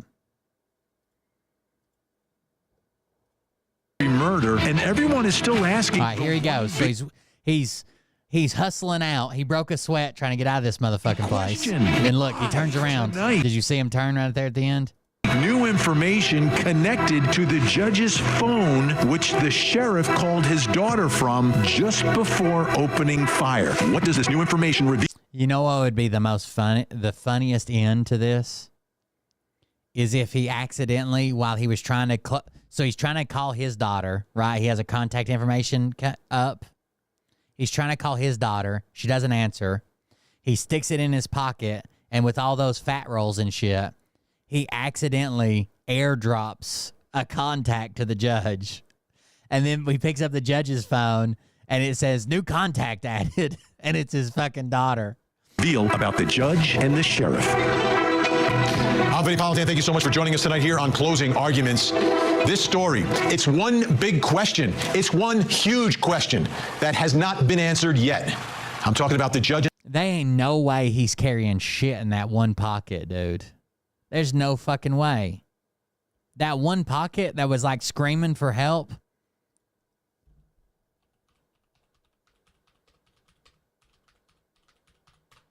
It looked like that. What's that? This is what his fucking pocket looked like. That pocket on that jacket. Tell me it didn't. That's his jacket pocket right there. I knew I'd seen it somewhere. I just couldn't put it together. And the sheriff in Kentucky, why was he killed? Why was the judge killed? Hunted. Shot multiple times from 3 different places as the judge was hiding for cover in all of this. There is no jacket so tight you can read his contacts through it. No doubt when you watch the video that it's clear that the sheriff wanted the judge dead. He's about to exit the chambers and sees the judge is still crawling, so he goes back to fire his gun again. So from the beginning, there have been stories, there have been rumors, there's been a lot, there have been descriptions of this video before the video even came out. But the one thing that's sort of in the center of all of it is the phone. The phone. Is the answer to that question connected to his phone? And when I say his phone, I mean the judge's phone. The phone you're looking at right here that was on the judge's desk. Imagine how much it costs to feed that motherfucker while he's in jail. Either one of two things. He's getting extra meals or he'll lose 200 pounds this year. I went to boot camp, dude, and we had a limited time to eat and like a limited selection of food or whatever. Like, basically, everybody would get their trays, and then once the whole table had all their trays, they would say, sit, and they would time you. And they'd be like, you're done. You had to set your fork down, put your drink on top of it, and take it to the tray or whatever. Dude, I lost like fucking 60 pounds in like 4 weeks. It was insane. Does that reveal? I tried to make everything into a sandwich, just like fucking bread and then whatever was with it, They didn't matter. Everything went on that one piece of bread and try to eat it. The answer to that question. Now, I would think that the sheriff himself could answer that question, I think. But he's not going to tell prosecutors. I don't think he's going to tell prosecutors. It was probably in one of his 4 backpacks he had on his desk. But it seems that is the focal point because the sheriff is calling his daughter from that phone. 2 phones, calls from his own phone, gets the judge's phone, and calls his daughter from the judge's phone. And then it's after that the phone is put on the desk. The sheriff stands up. He confronts the judge. He draws. I don't know how deeply the daughter is involved in this, but if it has anything to do with her, dude, I lost so much weight in basic training that my nose got sharper. Like, I looked like such a fucking meth head. My fucking cheeks were sunk in and shit. Like, I like to be around, like, 200 to, like, 220. I think that's where I like to be. I came out of basic training at, like, 184 pounds. Like, it looked bad. I didn't even know you could fucking lose weight in your nose. His weapon, and he hunts down and kills the judge inside the chambers. That's the way this played out. Now, we have not seen the video preceding the confrontation. It exists. Prosecutors didn't want to show it in court, didn't want the defense to ask questions about it. And I put on weight. Like, so I lost so much weight when we were in boot camp, they started giving me an Ensure in the morning and an Ensure before I went to bed. Like those drinks you give to old people, like meal replacement or whatever. Like, they made me put back on weight. Like, I graduated 184, but I was worse than that during boot camp. And they were trying to get my weight back up. I don't know what it was, but I had to go fucking sick call because they were worried about me losing so much weight. Perhaps didn't want the public to see it. I'm not sure. They didn't need it for that hearing, so they didn't show it. But it exists, and it's a big part of the story. Like, what led up to the judge to the sheriff standing up and pulling his gun out? We don't know. We had a little bit of testimony. Okay. It was on cross-examination, not direct. When Clayton Stamper, the detective from the Kentucky State Police, who knew as little as he possibly could know about the case before testifying. He's the case agent. He's like the lead. We figure out that the judge ordered fries at lunch and didn't offer the sheriff any. Investigator that's going to put together and coordinate all the pieces of this case. But he got irate because the judge asked him, "How's your A1C doing?" Sorry. At the point that he was testifying in court, knew very little. Just what, I think someone told me this, someone told me that. Very, very, very limited. But here he is talking about the sheriff using the judge's phone. Take a close listen to the exact words that are used in the question and in the answer. Well, when I went in, I was like, I was a college athlete, a college level athlete before I went to jail. And then I tried to maintain that. So I ate like a shit ton of fucking protein. I worked out all the time, shit like that. So I had like more muscle mass on me, even though I was still heavier. I was probably like 230 then, but I had more muscle mass on me, and it just fucking went away. Like, there wasn't food to fucking support it. Like, I went into like starvation mode. It was horrible. I was told that Sheriff Stein tried to call his daughter, and he tried to call his daughter from the judge's phone also. So, have you obtained the phone records from Judge Mullins' phone? I don't have those in my possession yet. No. Have you issued a search warrant for them? Yes. Okay. And how the fuck wouldn't you have the phone record? This happened months ago. Just confirmed that the sheriff's daughter's phone number was on Judge Mullins' phone? Yes, I believe so, yes. That number had been called from Judge Mullins' phone, yes, correct? Yes. Okay, how do you interpret that? What does that mean to you? Like, it sounds like he asked a stupid fucking question. Why didn't you ask, was it saved as a contact in his phone, or was it just dialed a random number? Did it say a fucking name above it? Did it say, like, Phil put Donald Trump on it? When someone says, your number is in my phone, I interpret that very simply. Like, if your number's in my phone, that means you're in my contacts. Right? Because I've called you before, I may call you again. You know, I made you one. That's not what he was answering. Because he even clarified by saying that number was called from that phone, correct? In my contacts. I'm going to call you because your number's in my phone. And I think that's the way all of us interpreted that. And then everyone's like, ooh, why would a teenage girl, the sheriff's daughter's phone number, be in the judge's phone? He's a grown man. Why would he have the sheriff's teenage daughter's number in his phone? It was creepy, and the rumors locally all over the place. You know what you're thinking when you put those facts together. And then you hear what the defense is saying. The defense attorney spoke to People magazine and talked about this was a heat of passion case. Heat of passion. Extreme emotional disturbance. It wasn't planned. Okay, I put those pieces together. The sheriff's teenage daughter's phone number's in the judge's phone. He's got the judge's phone. He's calling his daughter. Heat of passion, emotional disturbance. You can put 2 and 2 together, right? Not so fast. Sometimes 2 + 2 doesn't equal 4. The Mountain Eagle Report, one of the local papers out there, digging in on this case. Take a look at what they are reporting on this exact issue. Let's put it up there. Two law enforcement sources have confirmed that the former sheriff, Sean Mickey Steins, did not select his daughter's number from a pre-saved list on the district judge, Kevin Mullins' phone when he called her. This is more confusing. Both say Steins dialed the number before he shot Mullins multiple times in judge's chamber. This is even more confusing. This is more confusing. I didn't expect him to take the judge's phone and go to contacts, and then what does he have my daughter's number saved under? Right? Sugar mama, shoplifter, bang bus recipient. You know, I expected him to dial it like they're saying he did, but then did her name pop up or not? This doesn't clarify anything. Two law enforcement sources have confirmed that former Sheriff Sean Mickey Steins did not select his daughter's number from a pre-saved list on District Judge Kevin Mullins' phone when he called her just prior to killing the judge. Of course, you would never do that on someone else's phone that you wouldn't expect to have their number, right? I wouldn't grab a random stranger's phone and be like, hey, can I borrow your phone? And they give it to me, and I'm like, why is my wife not saved in here? I put in sugar tits, no number. There's no results. I would dial her number, and then if sugar tits pops up, I'll be like, what the fuck? Judge. Both say Steins dialed the number before he shot Mullins multiple times in the judge's chambers behind the Letcher District Courtroom. Again, I think now I'm reading this, right? I'm reading this to say, okay. That's still not clarification. Did not select his daughter's number from a pre-saved list. So the daughter's phone number wasn't in the judge's phone? It was just there when investigators got it because the sheriff had dialed it from the phone? Is that what they mean happened here? Because if so, then that's a big nothing. Like, that doesn't insinuate anything connecting the judge and the sheriff's daughter. What if he does have... How would he think the judge is in on it? So let's say he is fucking crazy. He's a lunatic. So he tries to call his daughter. She doesn't answer his phone. He thinks, well, maybe she didn't answer because it's her dad. So he calls from the judge's phone. She doesn't answer. Let's pretend. Does he then think, oh, they've got them. They kidnapped them. But how does that pull the judge in?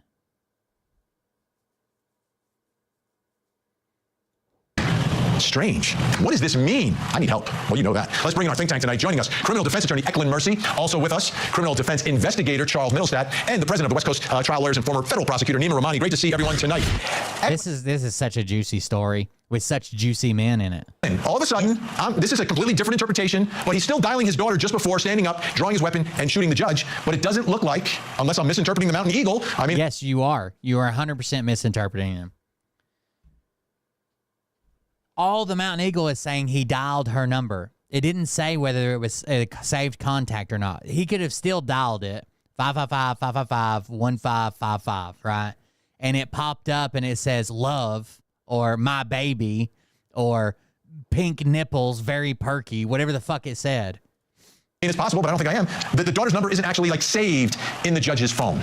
I'm going to preface this by saying I'm not a prosecutor, never been. Well, it was a crime of passion. It was a crime of high blood sugar. Right, but I think that it actually kind of goes to premeditation. I think that he was actually going to set the judge up by calling his daughter, by being a member of law enforcement, and then calling the daughter.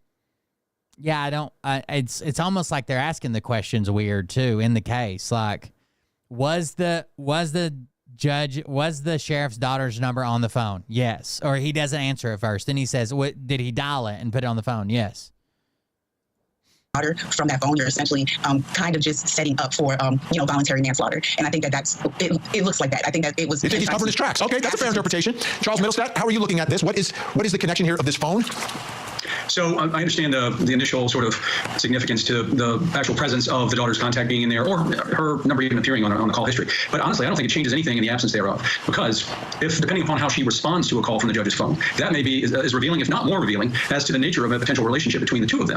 Oh, okay. So they don't have to have the number saved. He could have also dialed it. Here's the thing.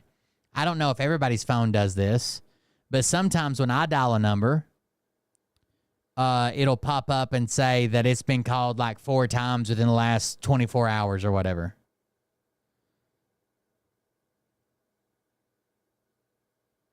So as soon as I dial the number, it shows like my wife's number.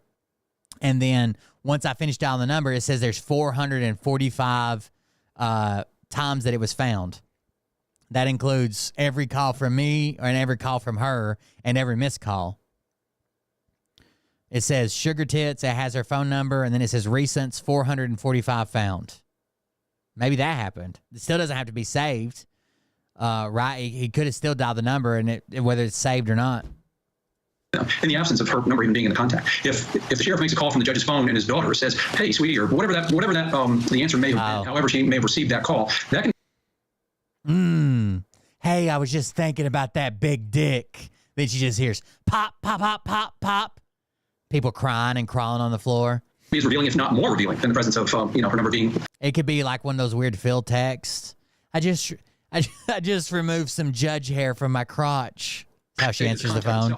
So I don't necessarily. It doesn't change. So for me, the likelihood that there is some direct correlation between the judge and his daughter. And yeah, he said they're trying to kidnap my wife and daughter. Some sort of insinuation that there might have been some sort of relationship there that he was uncomfortable with. Something there that was the trigger for what ultimately became a very heinous murder. She answered it, but she said, "Hey, Daddy." That is, I think that would be sort of responsive to the defense's contention that this was a heat of passion crime. That this. Why has the master contacted me? Was an emotional disturbance in the moment and would be consistent with being triggered on that level by something very, very disturbing, like learning something like that. Now, I'm going to read again from the Mountain Eagle report. A defense attorney for Steins asked during the preliminary hearing last week if the daughter's number was on the phone, a question to which the detective replied yes. While many have interpreted that to mean the number was saved, two separate law enforcement officials with knowledge of what happened said that's not the case. One who asked not to be identified said a security video taken from a camera mounted behind Steins near the ceiling shows Steins punch in the numbers to dial. The other Kentucky State Police spokesman, Trooper Matt Gayhart, confirmed the number was dialed and said he knew when the question was asked and the way that it was that the answer would be misinterpreted. This kind of got taken out of context. Mickey had dialed his daughter's number from the judge's phone. It wasn't in there already as far as we know from the preliminary examination we got to do. Mickey dialed the number. Okay, that's more clarifying. The first one wasn't, but it says it wasn't in there already as far as we know. But there's more, Nima Rahmani. As you take a look at the video of the shooting, that phone is on the desk. And as you zoom in on the phone, you'll see that something happens. Someone is calling. Someone's calling the phone right there. That's a phone call. I thought earlier that the phone was still on, but I didn't see the part where it was black and then went, that's crazy. And as you zoom in on the phone, you'll see that something happens. Someone is calling. What the? Why does he have 35 Dixie cups? Dude, this is all fake. Dude, we're watching a movie. This is a simulate. What the fuck's he doing with all these Dixie cups? Air duster, no keyboard, 35 fucking Dixie cups. The 2 cups he's drinking out of, weird as fuck, right? Why has he got 2 different drinks? One of them doesn't even match the stack of cups that he has.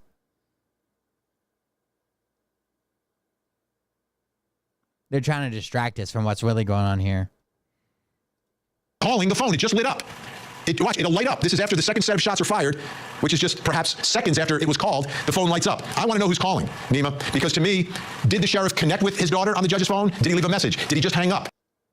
Did the daughter call back? What is, to me, that could answer that question why, which still has not been answered. Well, it could have been in the phone is everything, but obviously there's a lot more than the phone. These two went to lunch right before the shooting. Apparently, the judge says, "Do you want to have a private conversation in our chambers?" And the phone calls happen. And like you said, what's the issue with the phone is, and we know when Steins is arrested. Should we have a private? Why would he say at lunch, "Should we have a private conversation in my chambers"? Well, the way he railed out his daughter's chambers, there's probably more to talk about than we thought about. Apparently, reportedly says they're trying to kidnap my wife and daughter. So that's what's being reported. So there's clearly something going on with Steins and his family, and he thinks the judge is involved. Now, is this just defense attorney posturing to set up a manslaughter defense because it's the only defense in the case? Because there's certainly no self-defense. Well, I would not rule out a mental disease or defect, potentially, if in his mind he believes there is some plot to kidnap his family and he thinks the judge is somehow... Instead of 2 girls, 1 cup, it's 1 judge, 14 cups. Leading all of this and going through some mental breakdown, but we don't have evidence. Never know. Lemonparty.org. Check out my OnlyFans. You can get to it from lemonparty.org. But I think that's still on the table. But you mentioned lunchtime, Nima. I'm glad you did. Here's the detective talking about some text messages that were discussed at lunch. There was one other phone that's currently being examined, and the basic reason it was seized was there was a text conversation between Sheriff Steins and some of his employees with the Sheriff's Office. And that was an additional phone of Sheriff Steins? It was a phone of, I guess she's the... I don't know what her title is, but she's employed. She's not sworn. She's employed by the Letcher County Sheriff's Office, and she voluntarily gave her phone to the person that interviewed her. Okay, and just out of curiosity, can you explain why that was relevant or germane to your investigation? I didn't conduct that interview, but it was, I guess it was regarding the dinner at Streetside and things that led up to the shooting. But I don't have... Who asked for the meat? Sounds like the sheriff's daughter. Those results either, so I don't know exactly. That was relevant. Gave her phone to the person. I don't know what her title is, but she's employed. She's not sworn. She's a phone of Sheriff Steins. Sheriff Steins and some of his... text messages that were discussed at lunch. There was one other phone that's currently being examined, and The basic reason it was seized was there was a text conversation between. It seems like they would just come out and say what his side of the story is. Even his lawyers are like, we don't have the full story yet. Why? Sheriff Steins and some of his employees with the Sheriff's Office. Okay, and that was an additional phone of Sheriff Steins. It was a phone of, I guess she's the, I don't know what her title is, but she's employed. She's not sworn. She's employed by the Letcher County Sheriff's Office. And she voluntarily gave her phone to the person that interviewed her. Okay, and just out of curiosity, what, did you explain why that was relevant or germane to your investigation? I didn't conduct that interview, but it was, I guess it was regarding the dinner at Street Side and things that led up to the shooting. But I don't have those results either, so I don't know exactly what was said. Heck, when I started saying 2 + 2 = 4, this is getting much more complicated. We're doing beyond algebra. I think we're into like calculus at this point. What this conversation, so there's a text chain between the sheriff and people from his office that prosecutors now have that was a text conversation about what happened at lunch. And the woman who works for him, who had it on her phone, thought it was important enough that she volunteered to give it to investigators. There's some. So there's a group text from the sheriff's department about what happened at lunch. There's something. I don't know what this could be. I just don't know at this point. The issue is that unfortunately everybody's biased. If this was anybody else, if it was not a sheriff, he would have already been pleading because we have videotape. But the problem is we do have law enforcement who is the defense, who is the defendant, and we do have sympathetic people who worked with him, who know his family, who knows what's going on. So it's going to be hard. The simple fact that we don't know about the text messages, if it was going to a daughter or something like that, if it was anybody else, we'd have been had the text messages. We'd already had what time it came in and all of this. But because we have law enforcement as a defendant, it seems like everything is stalled. And suddenly we understand. Don't go on national television and say we would have been done had. What probable cause is and reasonable suspicion and all these other things, but we now is let's just investigate. Sure we have 100%. So I think that damn, they're playing the outro music, lady. It's over. This is just it's being prolonged because of who the defendant actually. Gotcha. All right. Wow, what a case. All right, she talked for 10. Wow, what a case. Gotta go. This is gonna be something to keep an eye on. I about forgot about it. Until this happened. So we'll keep an eye on it, guys. It's almost 2 a.m. I got to get home, I guess. We're trying to save the gallery. I did find out something interesting on the gallery. The reason a lot of the walls washed away is I've been tearing down those walls, right, and pulling them out. There's not a single fucking anchor bolt. So typically, like, when you build a house, let's see, that's my liable.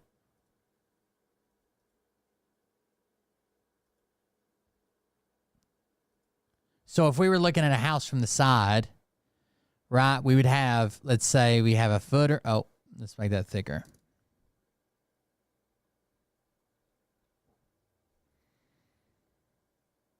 Let's say we have a footer, right, that the concrete pad sets on. Then we have the concrete pad, footer.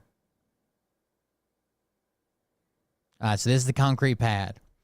And then you usually have some type of barrier on it. Then you have, then you would have a top plate. This should be straight. It's just not. And then you have your studs for the wall.